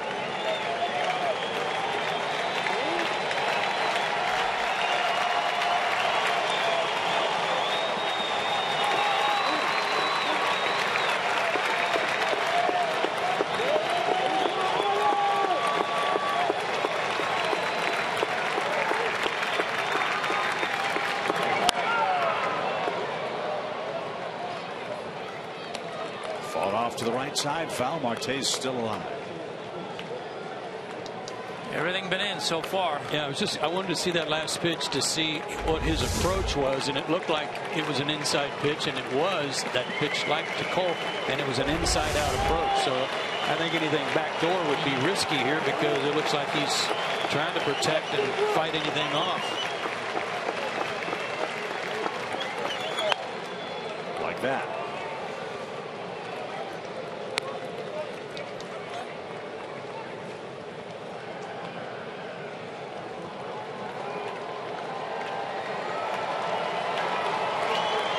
I mean, you might bounce one, take the risk of it getting away, trust AJ to block it.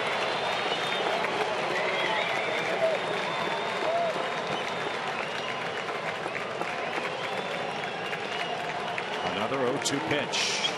Line over second and into right center field. That's going to score a couple of runs. Cole and Harrison score. And Pittsburgh got a big time at bat from Starling Marte. He singles on an 0-2 pitch.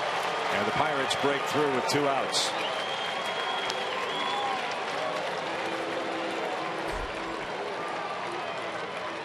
It was a changeup, I believe, Tom. There's a breaking ball, maybe? Yeah. But that's what worried me with the approach he was trying to employ there behind in the count. Yeah, and I think that's more a case of just bad execution. I think they're trying to go back foot there, which I think based on his approach would have been a good pitch, but that's the risk you run. If you miss over the plate with his approach, he's going to put a good swing on it. Now a shot by Kong into left field. That'll bring home Mercer. And the throw's going to come to third. And it's late. So Gong on the first pitch brings home Jordy Mercer. It's now 3-0 Pirates. Braves were a strike away from keeping it scoreless. 3 runs are in on the last 2 pitches.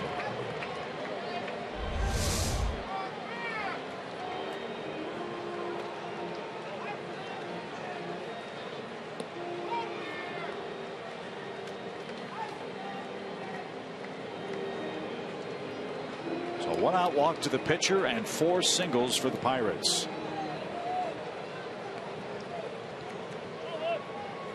Jose Tabata is the batter.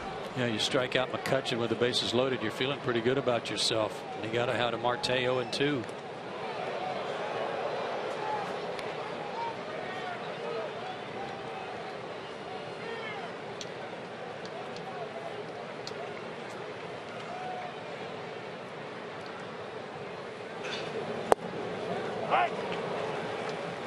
Strike 1 for Tabata.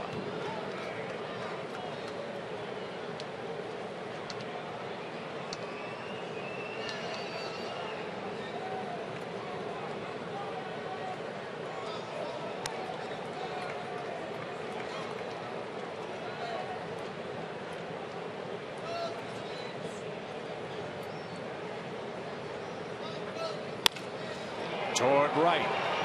Markakis is there, and he's got it. And that retires the side. Alex Wood is asking Mark Carlson about the plate. Inside corner, outside corner. He wants one of them. Got none of them. And the Pirates have scored 3.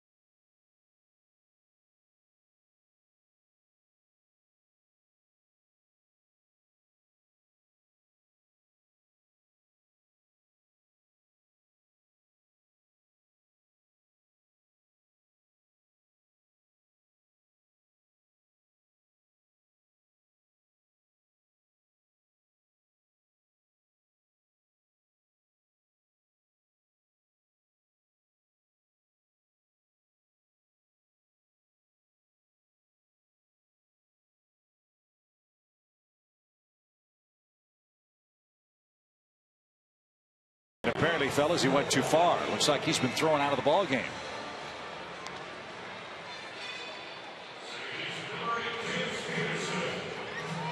And AJ got there too late. I don't know. I'm sorry. That's tired for me. You know, you're walking off the field. Nobody even sees what's going on. It's not like you're standing out there and he's showing you off and getting in your face. Just, you know, understand the emotion of what's going on and cut the guy a little slack and just let him get in the dugout and cool off. And if it continues, then you do something about it. Yeah, or walk the other way. Yeah. Go back to home plate. Well, in defense of him, you know, Alex was talking to him coming off the mound and he engaged him, and whether he should or shouldn't, that's one thing, but just let him go in the dugout and cool off. And so Garrett Cole staked to a 3-run lead now. Yes, he had to run the bases a while, but he's got the top of the order for Atlanta. Peterson, Maybin, and Freddie Freeman, and he almost hit Jace Peterson, who has a long look out the mound.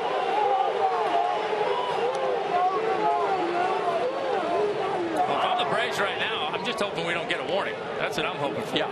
Because if something doesn't happen next inning, then I don't know what to tell you. How that didn't hit him is a mystery. And they're all, well, they're not all. Freddie got hit in the knee, but that one was almost a kneecapper.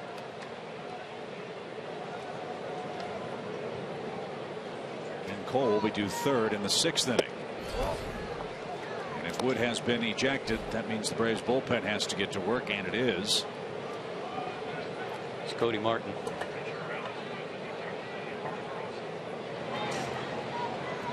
So it is Martin who will be first out of the chute. 2 balls, 2 strikes. And Peterson didn't get it. He's down swinging. There's the 4th strikeout for Garrett Cole.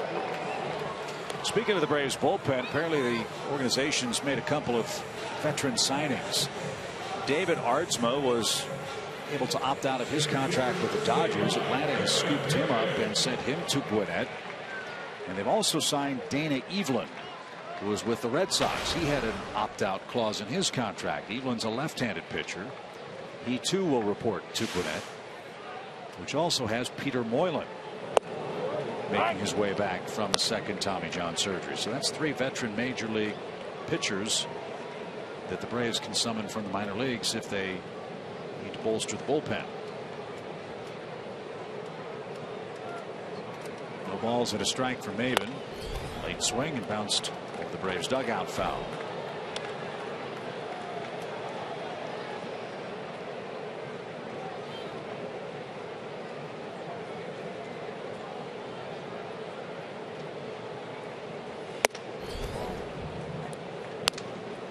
Six and 2 high, ball and 2 strikes.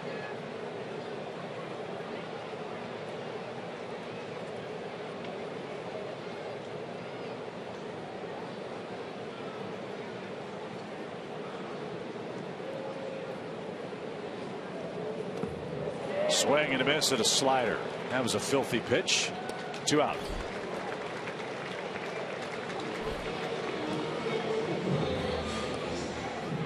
Well, Evelyn and Ardsma are guys who have been around, and I know that you were reading some numbers to me on Evelyn and his work already this season.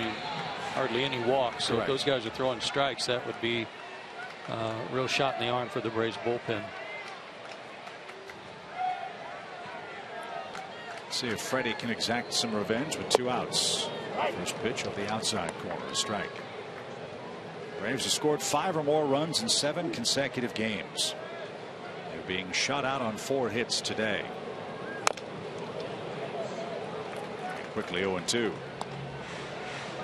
That's how good Garrett Cole has been. He escaped a bases loaded jam in the 3rd inning. Bases loaded, 1 out. He also had a runner at 2nd in the 1st, a runner at 3rd in the 2nd. Could not score. Freeman rolls one into the shift. And he's down the line in pretty good shape, but he's retired. Perfect inning for Cole, a shutdown frame. He's due 3rd in the 6th.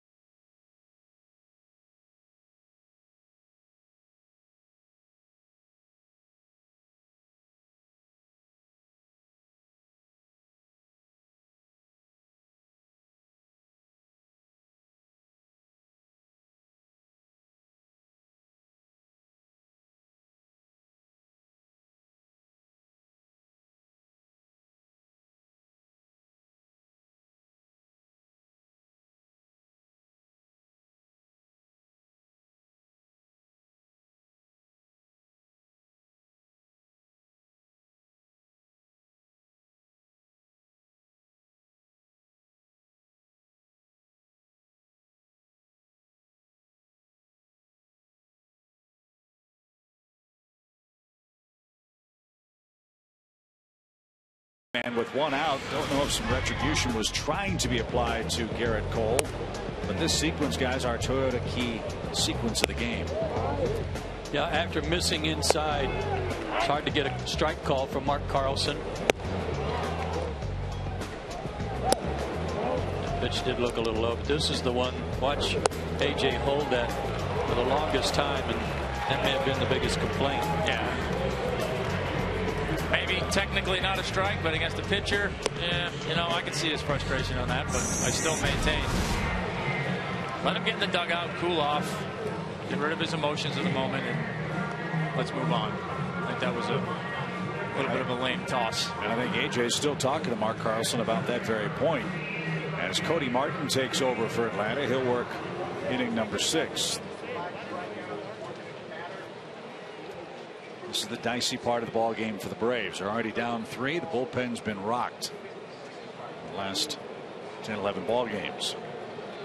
Let's see if Martin can have a good frame. He's got the bottom part of the order up. Rodriguez, Stewart, and then the pitcher. That missed inside. Ball 1. First appearance for Cody in this series. Pitched on June 3rd at Arizona. His last outing, a third of an inning, 2 hits. They both scored.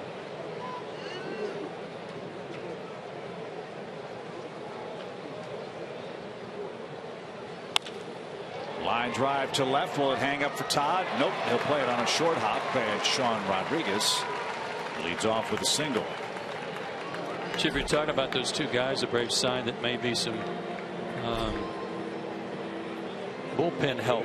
Well, take a look at this graphic. This season, 43% of the Braves losses have fallen on the Braves bullpen. Through this same point last season, less than a quarter of their losses, 6 of 25, were from the bullpen. So a lot of late inning breakdowns for Atlanta this year that have cost them L's. Stewart bats and takes strikes. So if the bullpen had performed like last year's bullpen, that's 6 more wins. Where does 6 more wins put you in the divisional race? You're in first place by a pretty good margin. So the Braves know that, and they've taken the first steps to try to address that. Getting some veteran arms at Gwinnett. The play foul by Chris Stewart. It's 0-2.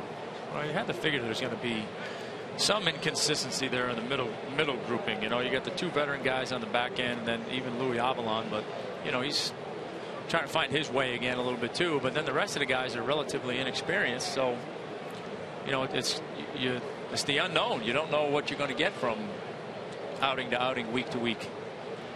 I don't remember what that number was you had, Chip, earlier in the season, but it seemed like there were 4 guys in the bullpen who'd never pitched in the big league. First 30 games, 6 pitchers made their major league debuts out of the bullpen,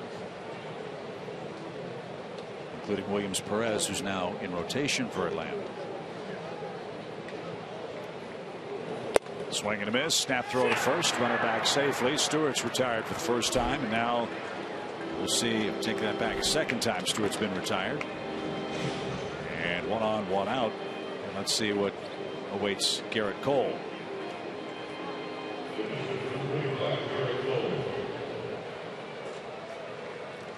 Long look in by AJ Pierzynski to the Braves dugout. One would expect him to be bunting.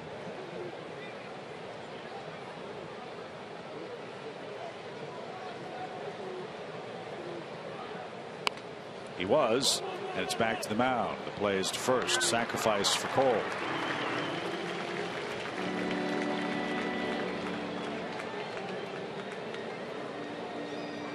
And Josh Harrison's the batter. He's doubled, singled, and scored. I'm thinking Cole's getting beat down by the sun a little bit. That trip around the bases, while it wasn't exhausting, I know that when AJ and Roger went out to talk to Alex with the bases loaded, that he had a bat boy bring him a cup of water to pour over his head, and now he didn't even get in the on deck circle before his at bat, and he walked all the way back to the dugout, so he may be running out of gas. Yeah, and you wear that black pirate batting helmet on a hot day, about 20 minutes. That'll cook your scalp too. So let's see if that helps Atlanta in the home sixth. Got to stop him here, though. Runner at second for Josh Harrison. 2 outs.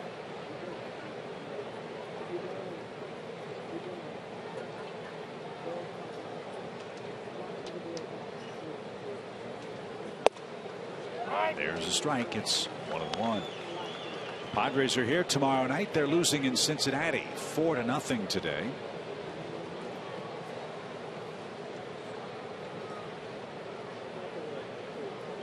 Giants and Phillies are tied 3-3 in the sixth. Our old pal Mark Grant will be here for the series, of course, doing broadcast work for the Padres. As will his partner Dick Enberg, who is the Ford Fricka winner for excellence in broadcasting. He'll be headed to the Hall of Fame. So look forward to seeing them the next 4 days here at Turner Field. That's downstairs. 3 balls and a strike.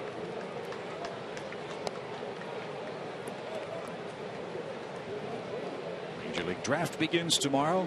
Braves have 5 of the first 75 selections. 2 first-round picks, 14th and 28th. What time's that start? I think 6 o'clock is when it airs on MLB Network.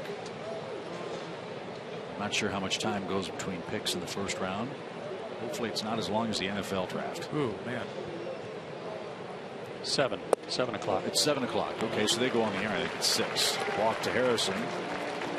2 on, 2 out. This is the issue that the Braves bullpen has caused the most angst and frustration. Their walks and hits per innings pitched about 1.4 this year. 75 walks now in 159 innings. Start walking people heading into the teeth of the opposing lineups. You give up lots of runs. Here's Mercer.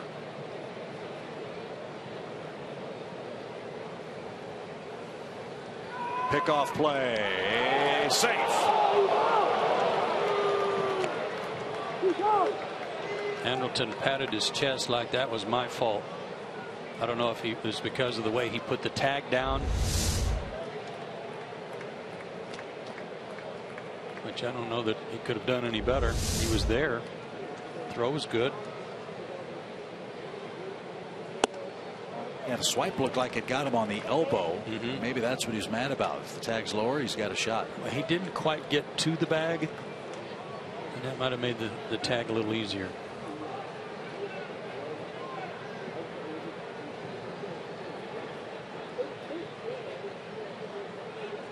Pitch to Jordy Mercer.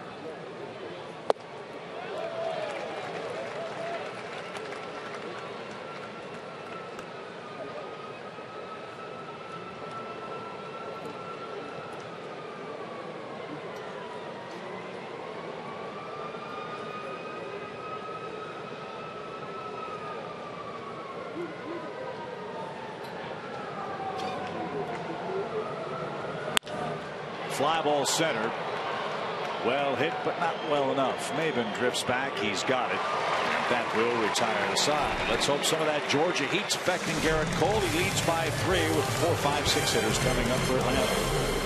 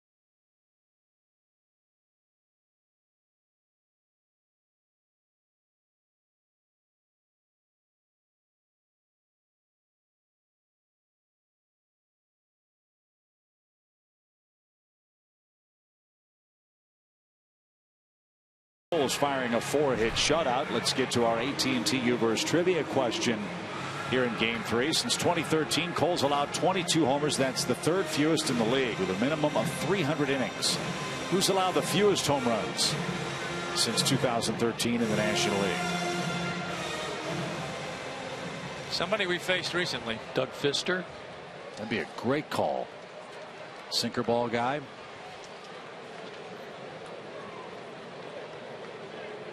I don't know if he's thrown 300 innings. I think he's pretty close. Nick Markakis leads off for Atlanta and takes a strike. Clayton Kershaw didn't give up many runs either. Wonder if he'd be a reasonable guess.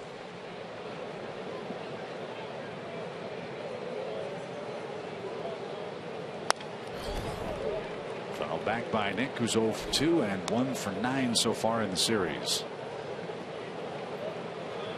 He's had the key at bat today for the Braves. They had the bases loaded, 1 out in the 3rd inning, and Cole was able to strike him out.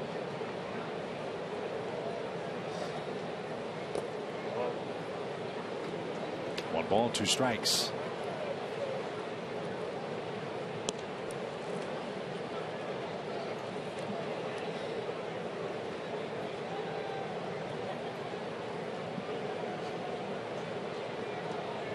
Pittsburgh has a nice homestand brewing after the game today. If you'll pardon the pun, they'll start with Milwaukee. Then the Phillies at home next weekend. Then a home-and-home series with the White Sox in interleague play. We'll face the Pirates for the final time in Pittsburgh June 26th, 27th, and the 28th. This is the final stop on their 3-city road trip. To second. And Harrison with a throw takes care of Markakis. 1 out. 6 in a row he's set down. Yeah, they started in San Diego, went to San Francisco, and then here.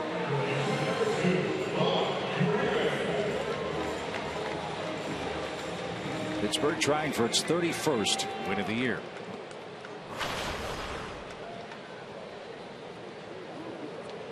Here's Uribe.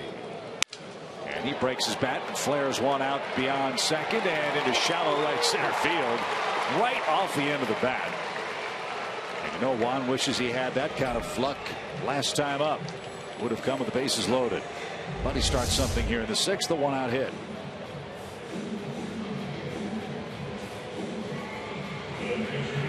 Right off the end of the bat.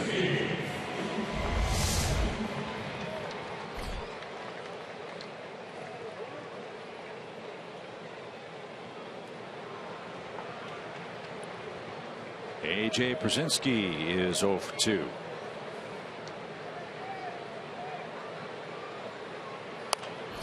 Line foul, strike 1.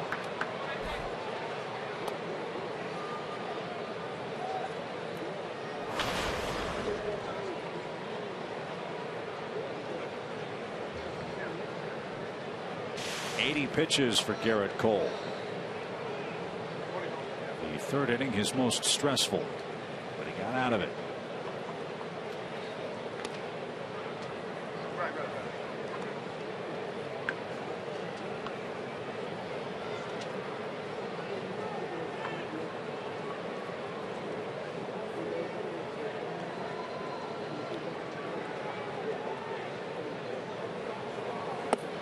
Nasty.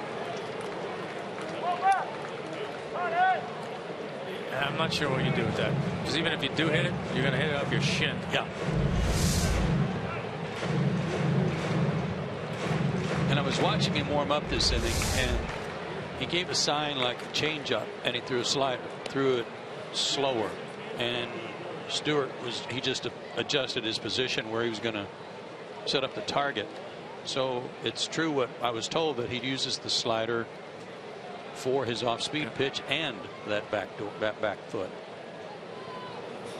Oh, and just missed painting the corner. 1 ball, 2 strikes. Brandon Kenneth up in the Braves pen.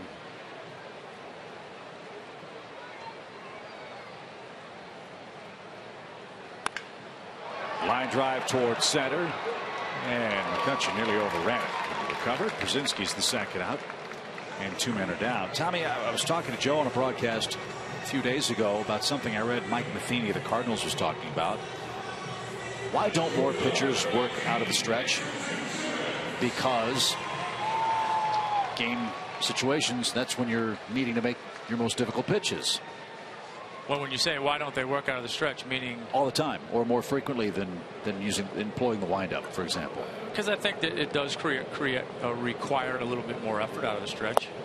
You know, I think you can get your momentum going, and you can get you know, kind of into your windup with a little bit more movement, therefore less effort out of the windup than you do out of the stretch. So momentum to deliver your pitch, yeah. right?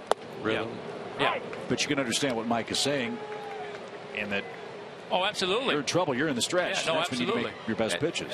I'll take it a step further than that. I think where a lot of guys make mistakes is a lot of guys will throw their side sessions and not work much out of the stretch. And for that reason, I disagree. You're making all of your most important pitches out of the stretch. That's usually when the game's on the line. Something's going on because you're pitching out of the stretch. But guys, I think they make the mistake of not practicing out of the stretch enough. 2 balls and a strike for Simmons. Well, he's been in the stretch of the windup. Cole has been as good as advertised today. He's got a 3-0 lead. California kid dealing with the heat and humidity in Atlanta. He's held the Braves to 5 hits. Born in Newport Beach, lives in Santa Ana.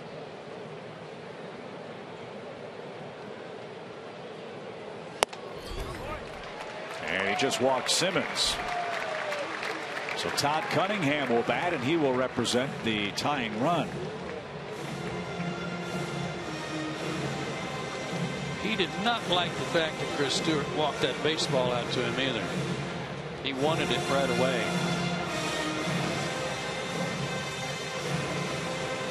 His season high in walks is 2. Today is the 7th time he's done that. So walks have not been an issue for him. Strikeout high is 10. He did that against the Mets. Let's see if Cunningham can keep the inning working. 2 on, 2 out. Ball 1. Snap that one back from Stewart. I think he wanted that one. Yes.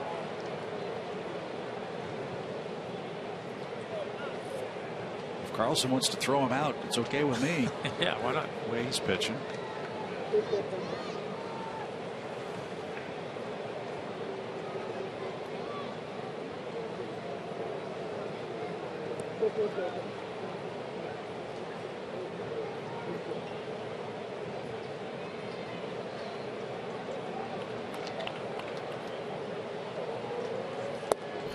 He missed again. Ball 2.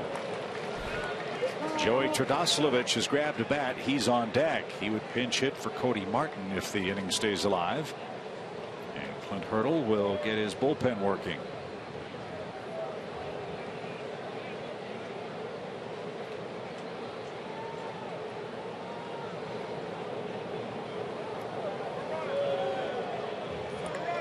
His pitch high is 111. That also was that 10 strikeout game against the Mets.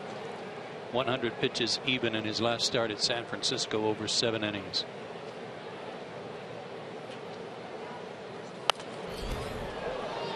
Ripped foul at 97. 2 balls and a strike.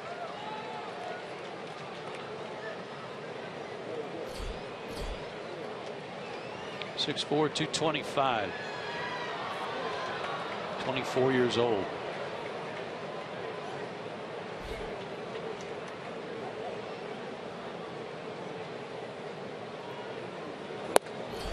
Inside. 3 balls and a strike. If you don't get that one on the outside part, you think you get the one on the inside, which was Alex Wood's complaint. Sherwin-Williams painting the corners shows us it was off the mark.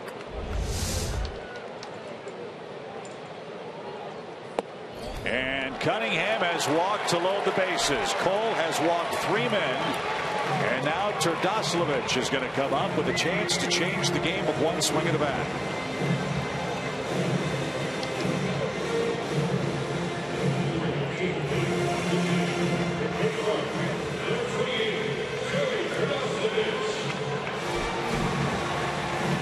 second time today, Ray Series just had to go out and chat with him. He still has not given up a run.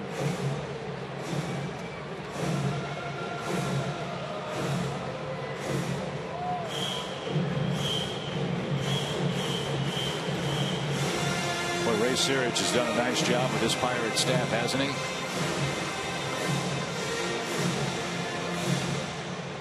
Yes, he's done an excellent job. There are better guys around. So the Braves have loaded the bases again. They did that in the third inning. That frame, it was with 1 out. Here they're loaded with 2 outs. And Turdoslavich is the batter.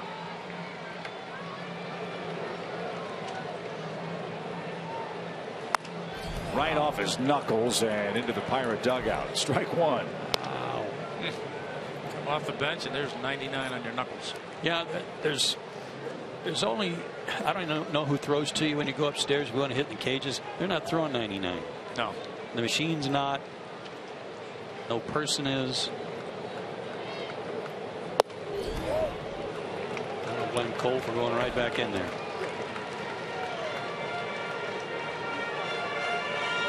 We've said it a lot this year. The Braves bench has done excellent work. They have 20 pinch hits this year and 7 pinch hit RBIs. Now Joey down to his last strike. It's 1-2. Joey injured his wrist this spring. He was playing first base and made a diving tag on a base runner in a rundown play at third base and injured his wrist. It took him a long time to overcome that. He got 29 rehab at bats. Knocked in 5 runs. This is his second at bat of the year. He spoiled that pitch.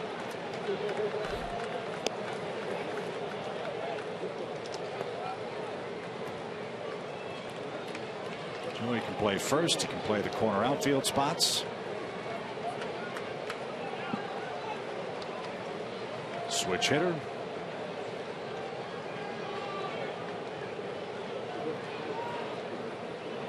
And he's down swinging. Stewart with a fist bump as Cole strands the bases loaded for the second time in the game. He pitches around a couple of 2-out walks and he maintains a 3-0 lead.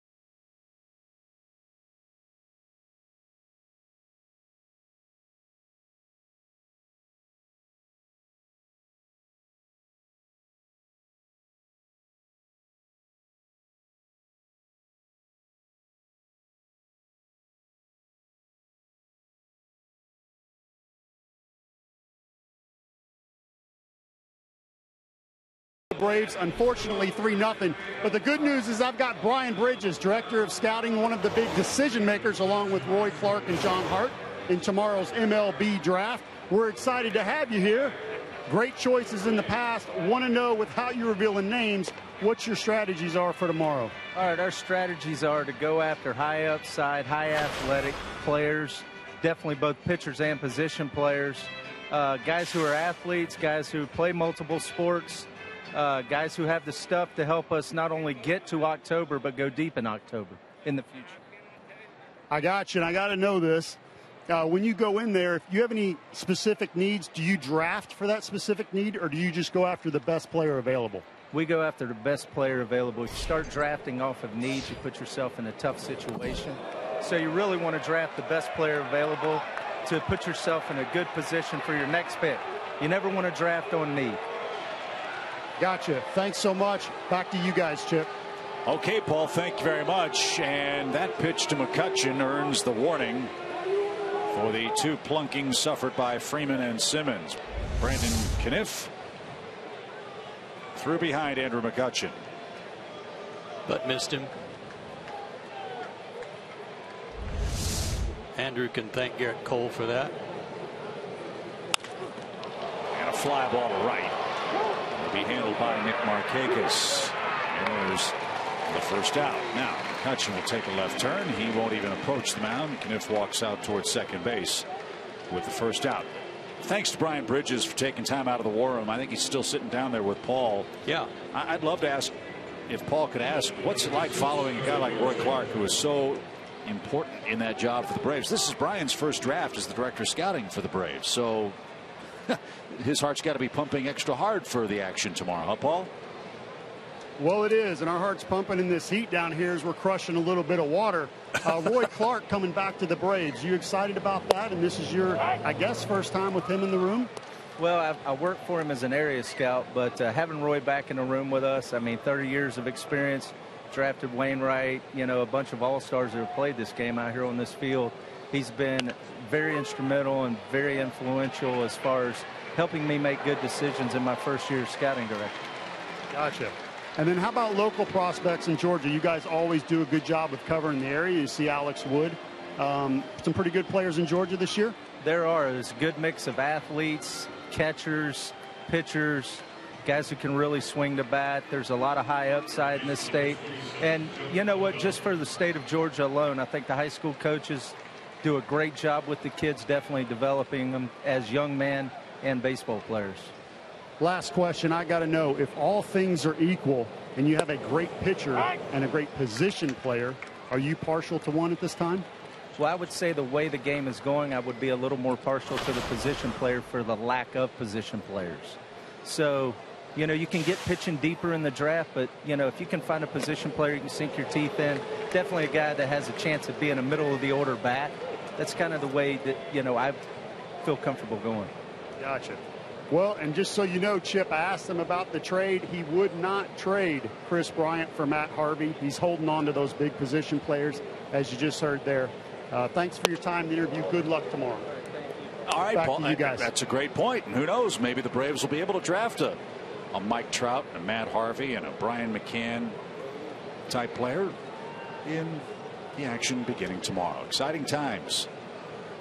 As Gong couldn't check a swing and strikes out. Kniff sent a message and worked a 1-2-3 7th inning. The Braves will take over offensively with the top of their order against Garrett Cole, who's firing a 5-hit shutout so far on this sunny Sunday here in Atlanta. Braves start play tonight, a game under 500, 2.5 games behind the Nationals. Hopefully they can come back against Cole, the Buccos, or the Pittsburgh bullpen. Timothy Miller's ready with God Bless America. Crowd stands and rises at 1. And as we salute the flag, we also hope you'll remember D-Day, 1944, as we raise our voices here in Atlanta, Georgia. God bless America, land that I love. Stand beside her and guide her through the night with a light from above. From the mountains to the prairies to the oceans white with foam, God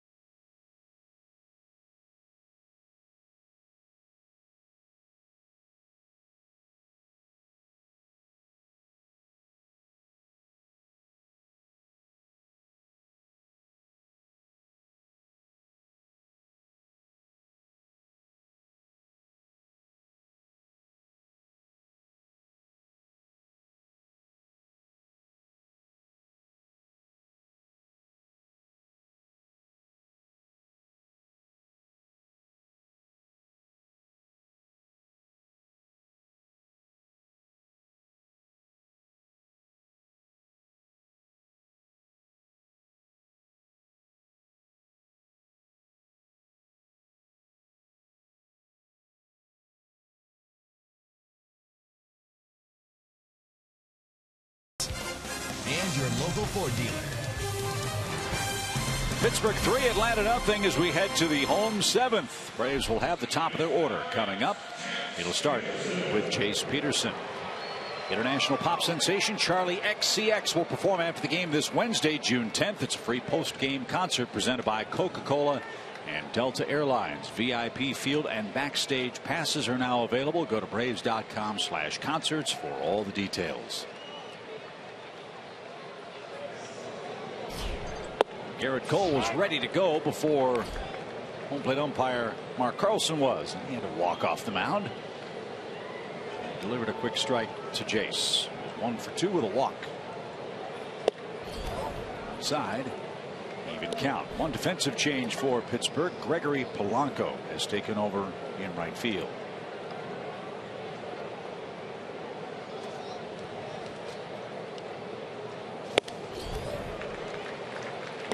Same thing we love about Shelby Miller and Mike Foltynewicz, I'm sure, guys. It's the same thing the Pirates love about Garrett Cole. He's in the 7th and can still throw at 95, 96 miles an hour.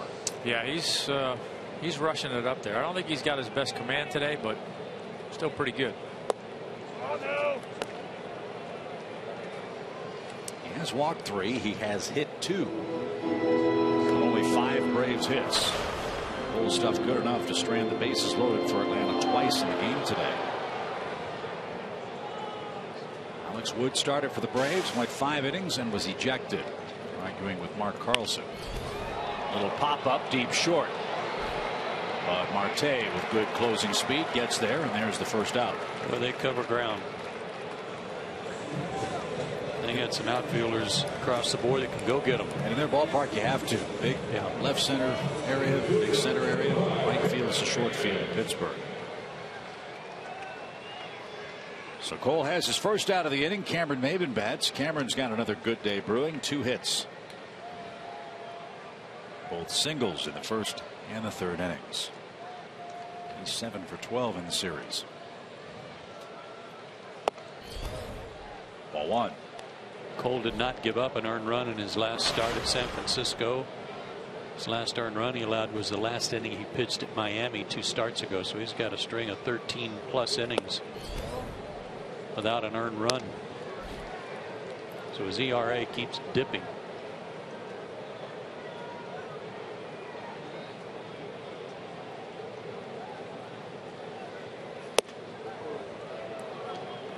That's outside.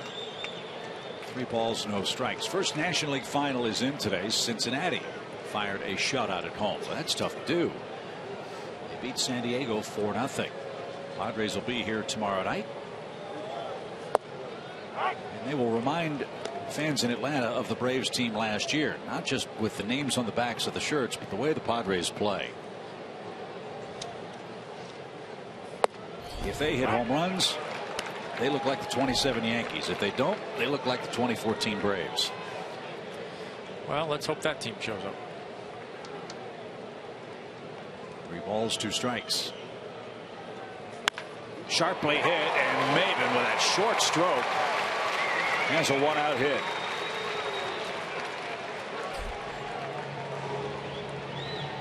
Guarantee you the San Diego Padres are going to see a different guy than what they remember with that short, quick swing.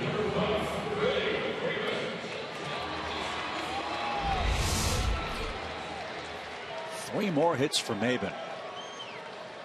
And now Freeman, who's 0 for 2, stands in. Give Freddie the Purple Heart today. He got whacked with a pitched ball in the 3rd inning on the right knee, outside of that right knee. And if what's true from the sore knees bothering McCutchen and breaking balls are a problem, you might see some from Garrett Cole here.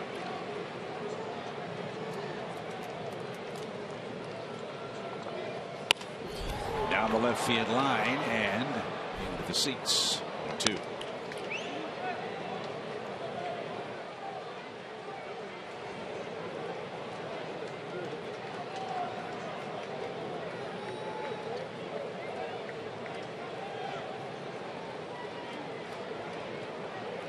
Three men on the right side of the diamond for Pittsburgh's infield defense.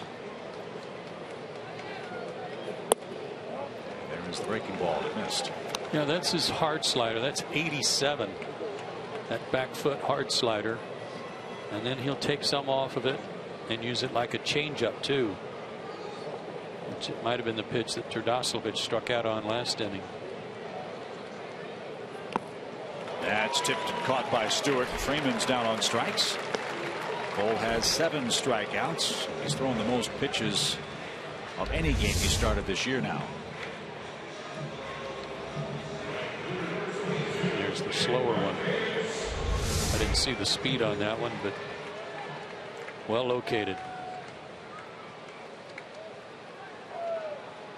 88 on that one, so it's actually a harder one than I thought.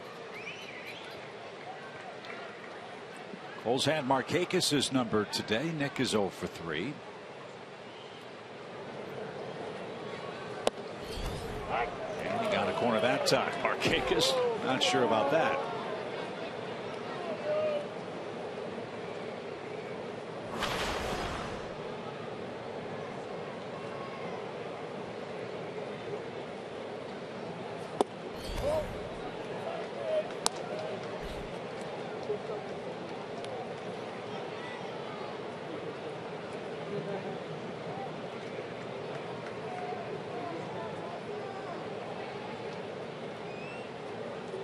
Runner goes. Bouncing ball high above the mound. And Mercer will field and fire to first in time. 115, make it 116 pitches for Garrett Cole, who's fired 7 shutout innings.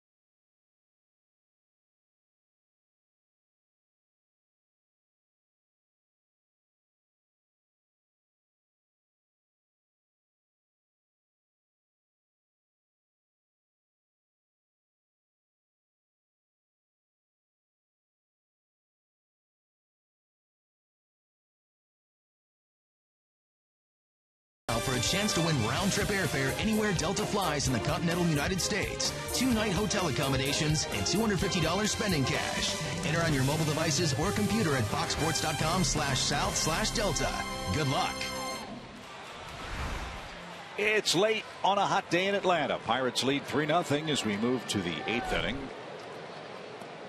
Brandon Kniff is back out there for the Braves. He'll face Gregory Polanco, who just checked in defensively a moment ago. 3 homers, 15 RBIs for Polanco. Big, tall, rangy left-hand hitter.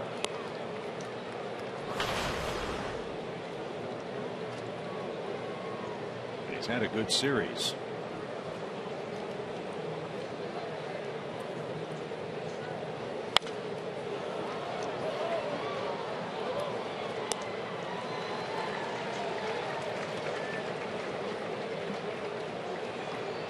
Polanco's just 23, 6'5", 220.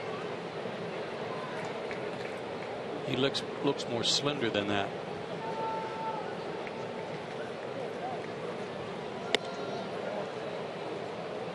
Missed inside. He had 328 at AAA Indianapolis last year.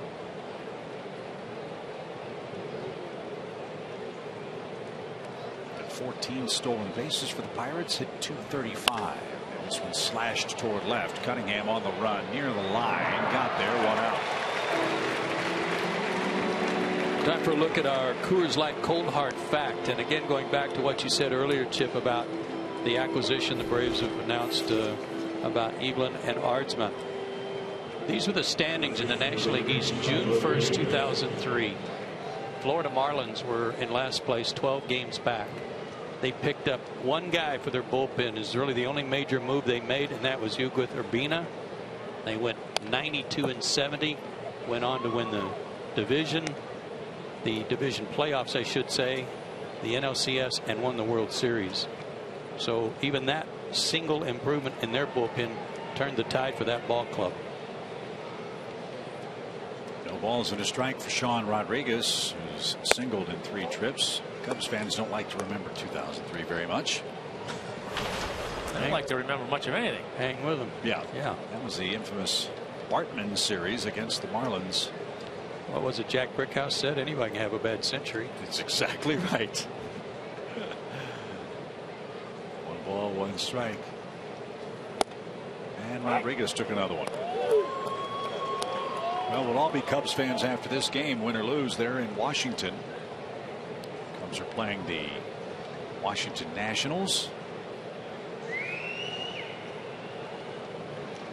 Cubs beat them 4-2 yesterday, despite Bryce Harper's 19th home run. Jordan Zimmerman, Kyle Hendricks are the pitchers in the nation's capital. The game will start in about 6 minutes. Base is empty, 1 out. Rodriguez awaits 2-2 pitch. That's way high. Speaking of a lot of homers, Mark Teixeira, boy, is he having a good first 2 months with the Yankees. I think he's got 16 or 17 already. 17. He leads the American League in RBIs. There's some, Joe, who are saying he's an early MVP candidate. As Rodriguez didn't get it, he's down on strikes. It's good to see him healthy.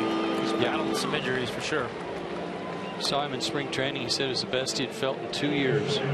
Changed his diet, believe it or not. Gluten-free, dairy-free, sugar-free, all that stuff.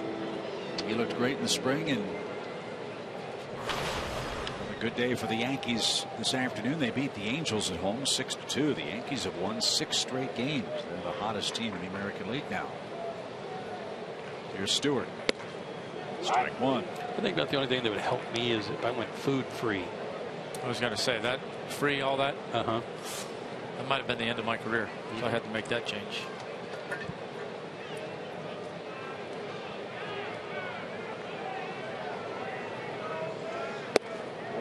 It is amazing, though, how this game has changed from the nutritional standpoint, the choices that are available for the players in the clubhouse, on the team planes, on the road. I don't see too many guys wolfing down candy bars in between innings. I'm sure it happens. Yeah. There's much more awareness about diet. It's probably helped a lot of guys, including Mark Teixeira. Nice play by Freddie Freeman despite a sore knee. Andrew Jones might have quit the game. He went to the clubhouse now. Nice grab by Freddie Freeman.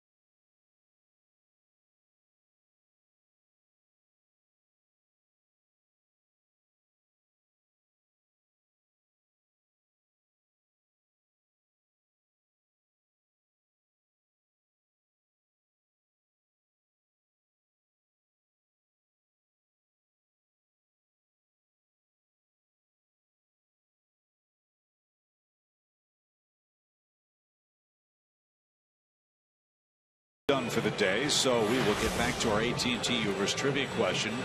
The young Pirates righties allowed just 22 homers since the start of the 2013 season. That's the third fewest in the National League. Who's allowed the fewest with a minimum of 300 innings pitched? I'm staying with my guy, Pfister. I think your guess is right. Let's see. I'll go Kershaw. Why not? I was going to say Kershaw. I'll say Zach Greinke. As Uribe fouls one straight back. We forgot about Henderson Alvarez. Sinker baller. Yep. With the Marlins. Archimedes Camanero's on to pitch for Pittsburgh. Uribe is quickly behind him, 0-2, and this guy comes in throwing 99. Yeah, the Braves touched him for a run. First run had given up in about 9 outings here on Friday night. 2 hits, a walk, scored a run. He also struck out 3. That's out of play. It's still 0-2. Speaking of the Marlins, they're waiting for Jose Fernandez to come back. He made his first rehab start at Class A Jupiter. 8 hits, 5 runs in 3 innings. 0-2 pitch.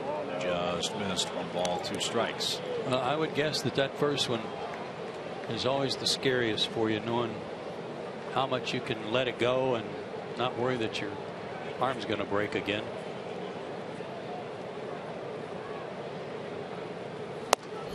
All the little things that go along with delivering a pitch. It's not in a cage. It's not in a simulated situation. It's real. I mean, they're trying to hit the ball right back at you. Yeah, he won't. That'll be the happiest he'll ever feel about a line score like that. So long as he feels good, continues to feel good. Swing and a miss by Uribe. Nasty pitch at 90. Got him for the first out. Marlins could use some good news. The out pitch. It's a 90-mile-an-hour slider. I can only wish. Wow. There's out number 1. AJ Przinsky, the batter. The Marlins are in Colorado. Miami's 7 games out of first. They've won 5 of their last 10 ball games, and they're just hoping for some dry weather. They have had 13 games delayed or postponed by weather in Denver in the first 2 months this year. Rain, snow, hail, you name it. They had a delay yesterday before the Rockies won 10-5.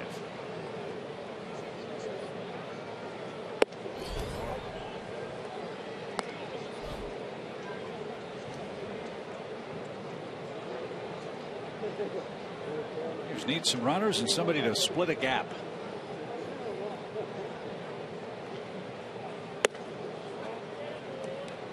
Two and 1.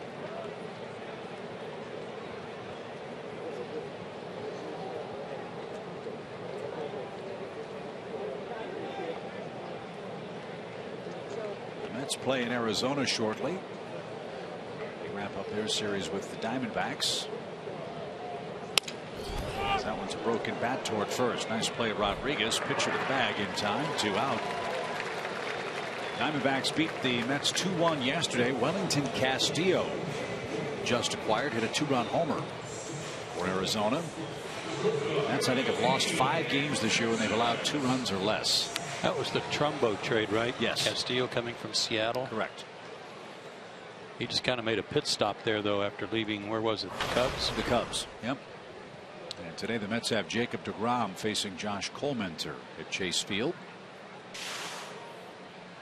I don't know if you guys saw the Cardinals-Dodger game last night. Clayton Kershaw was Clayton Kershaw for the 2nd straight start. He struck out 11. And Yasiel Puig is back for the Dodgers. He had a big RBI double. His first game back from the disabled list. He'd had a bad hamstring. Dodgers lead the Giants by a half game. They lead the Padres by 3.5 games at the start of play today. First to last in the West, separated by 6 games.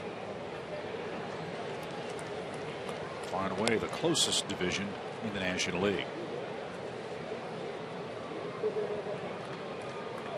Everything's close except the Central, much to the chagrin of the Pirates. Pittsburgh 6.5 games out. We'll root for the Cardinals tonight. The Cardinals and Dodgers are the Sunday night extravaganza. It'll be Lynn and Greinke.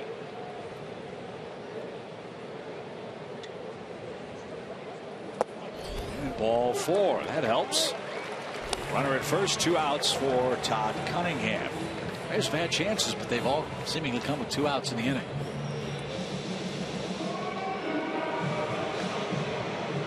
4 Pirate walks, 2 Pirate hit batsmen, and 6 Atlanta hits. But more importantly, no Atlanta runs yet.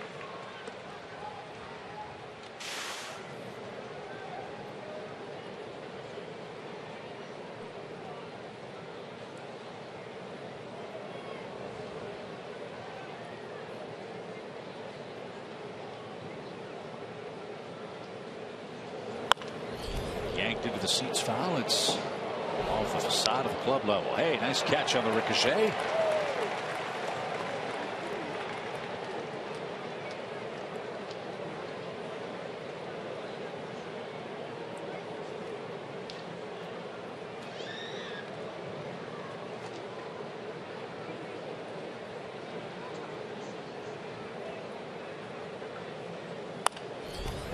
Talk about a tale of 2 teams.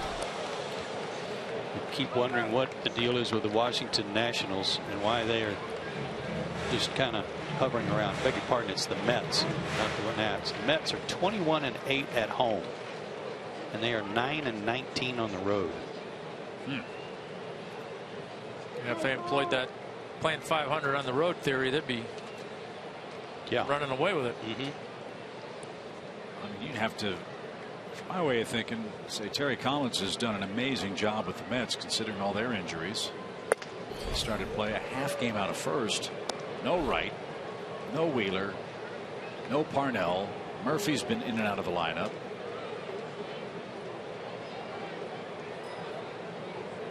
Well, they should get Parnell back pretty soon. Murphy will come off the DL. It's just a matter of whether or not David Wright can. And can they score some runs? I mean, this is a Mets team that's really struggling to do that on a consistent basis. It's Cunningham's worked the count even to 2 balls, 2 strikes.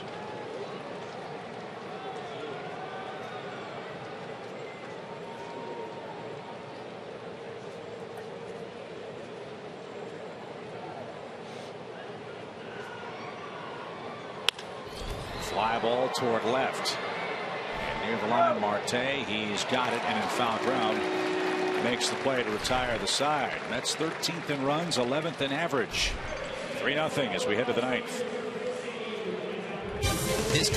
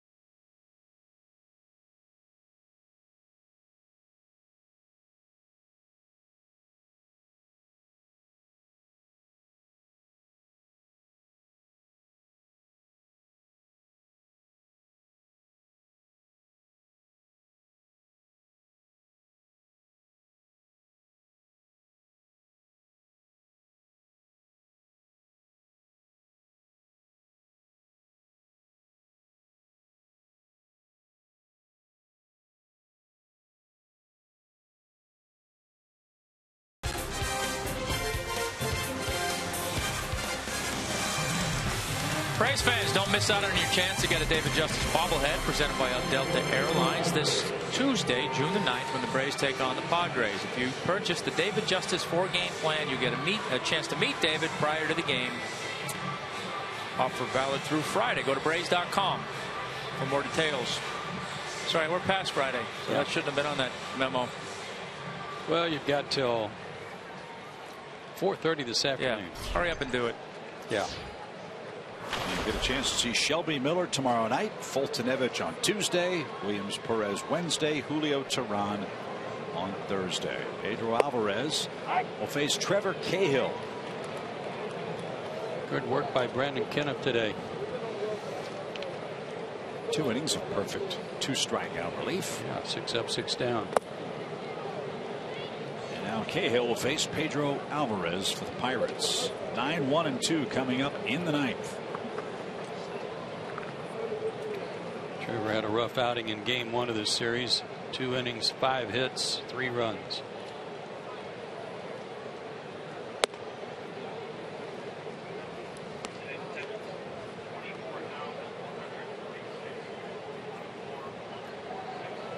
Crowd of over 24,000 at Turner Field today, and Alvarez strokes one through the shift. So he's got a leadoff single, and here we go in the 9th inning. 1 on, nobody out. And top of the order, Josh Harrison.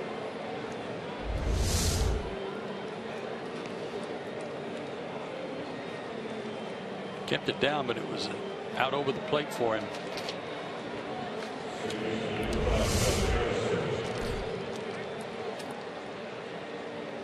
Harrison's been on base 3 times today. He doubled to start the game. Alex Wood pitched around that.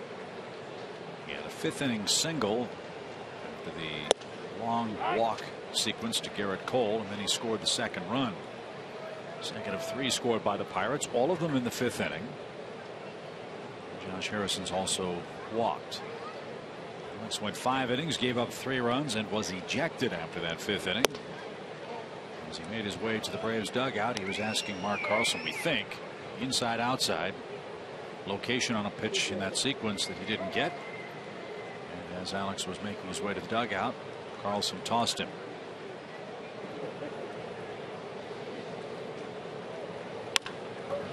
And that's past Uribe into left field by Josh Harrison, who's got 3 hits. Got a magic wand today.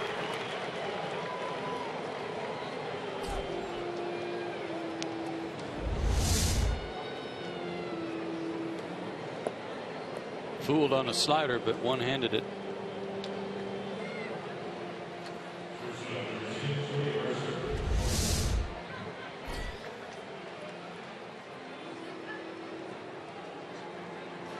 Jordy Mercer's 1 for 4.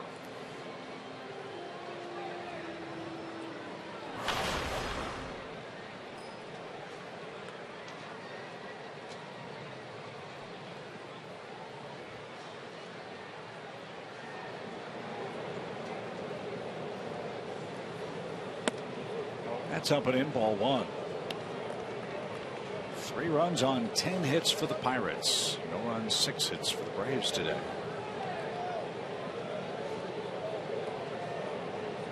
Braves are trying to avoid being shut out for a 5th time this year. Caught a corner, even count.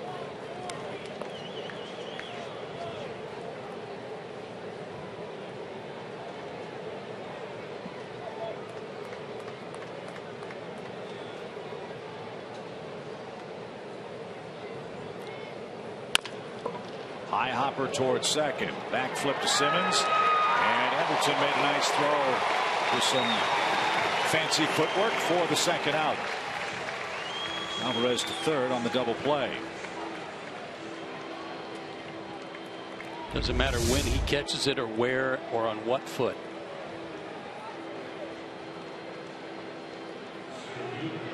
Nice play by both those guys on that. Yep.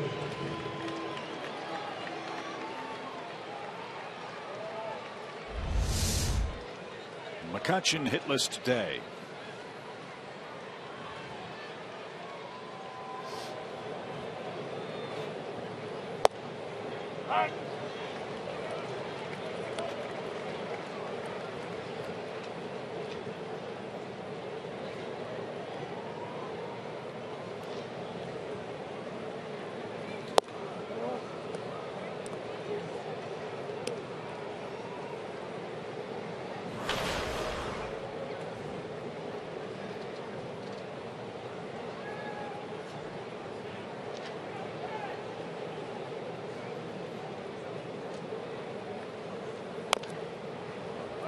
bounced into the seats, and McCutchen now 1-2 count. The Mets scored a first inning run in Arizona. 1-0 Mets.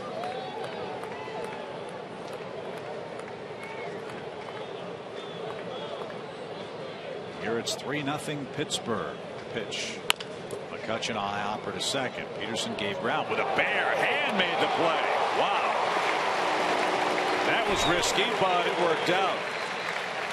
McCutchen just not right. Yeah. Last chance for Atlanta. They're down 3 as we go to the home 9th.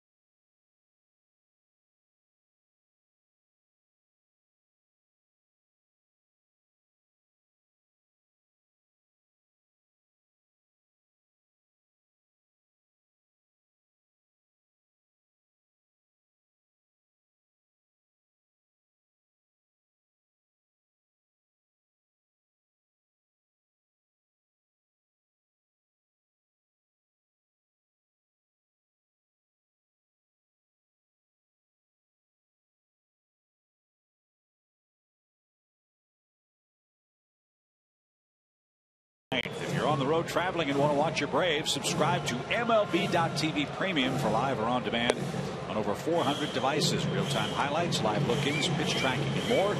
Blackout and other restrictions apply. Visit MLB.TV for details. I think that's the same spot that has the widgets, too. But you'll have to order it to find out for yourself. I'm not quite positive about that. What I do know is the Braves need 3 to tie, 4 to win.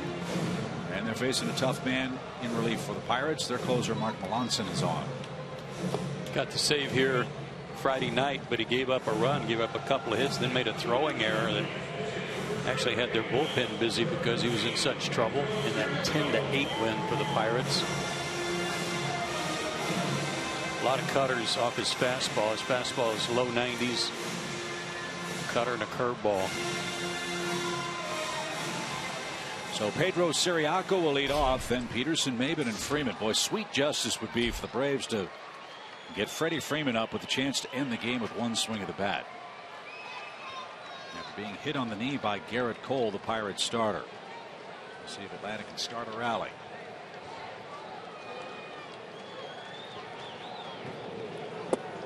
And downstairs from Melanson, 1 ball, no strikes. Siriaco had the at-bat that drove in the run Friday night after falling behind in the count, really battling.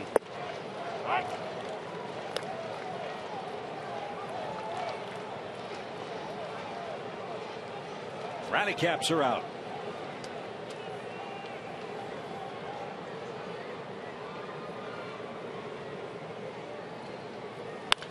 In the air toward right, but Polanco is there and has it for out number 1. Pedro hit it hard, but he's retired. And we go back to the top, Chase Peterson. Pedro continues to hit the ball on the barrel. He may not always get hits, but when he makes contact, the ball jumps.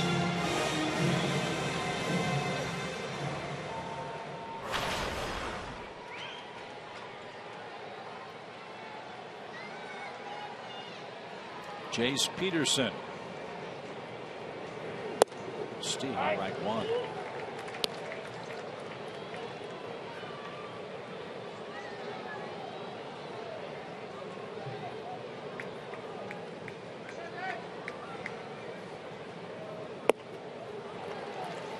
cutter. Good one. Real good.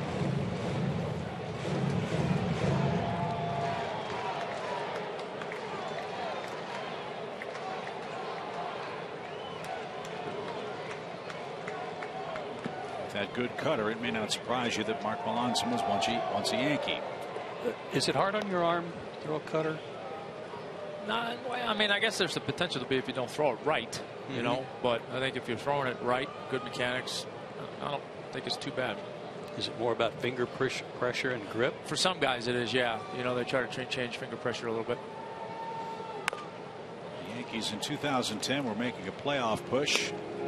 They acquired Lance Berkman for Mark Melanson. Houston traded Melanson to the Red Sox for Jed Lowry and Kyle Weiland. And Pittsburgh got him from Boston after the 2012 season for Joel Hanrahan and Brock Holt. And a nasty pitch takes care of Peterson. There's the second out. He strikes out for a second time in the game. And Cameron Maybin will try to keep it alive.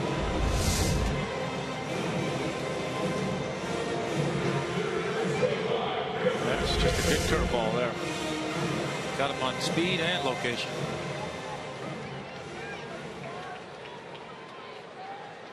So the Pirates are 1 out away from making the winner if Garrett Cole, who will be 9-2. He will be the first in the National League to 9 victories. He entered play today with a 1.90 ERA. Didn't give up a run in his 7 innings, so I'm assuming he'll take over the ERA lead in the National League.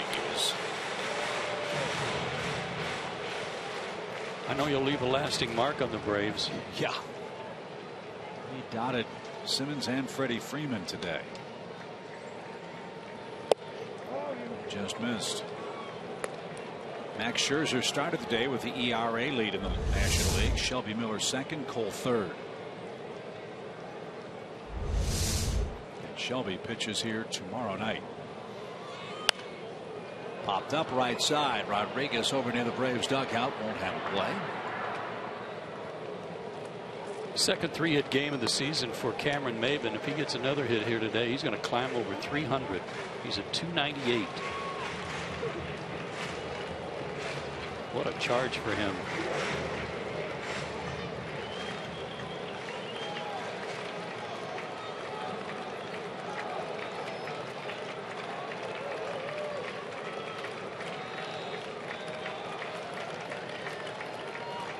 The 1-2 pitch ends the ball game. The Braves are shut out for a 5th time. Pirates 3, Atlanta nothing. Garrett Cole wins it. Melanson saves it. Alex Wood suffers his 3rd defeat, and his 3rd defeat at home with no wins on his home mound. The Pittsburgh Pirates with 3 runs in the 5th inning. A rally started with a 1-out walk to the Pirate pitcher Garrett Cole, and they take 2 out of 3. They return the field. We'll recap it for you in a minute.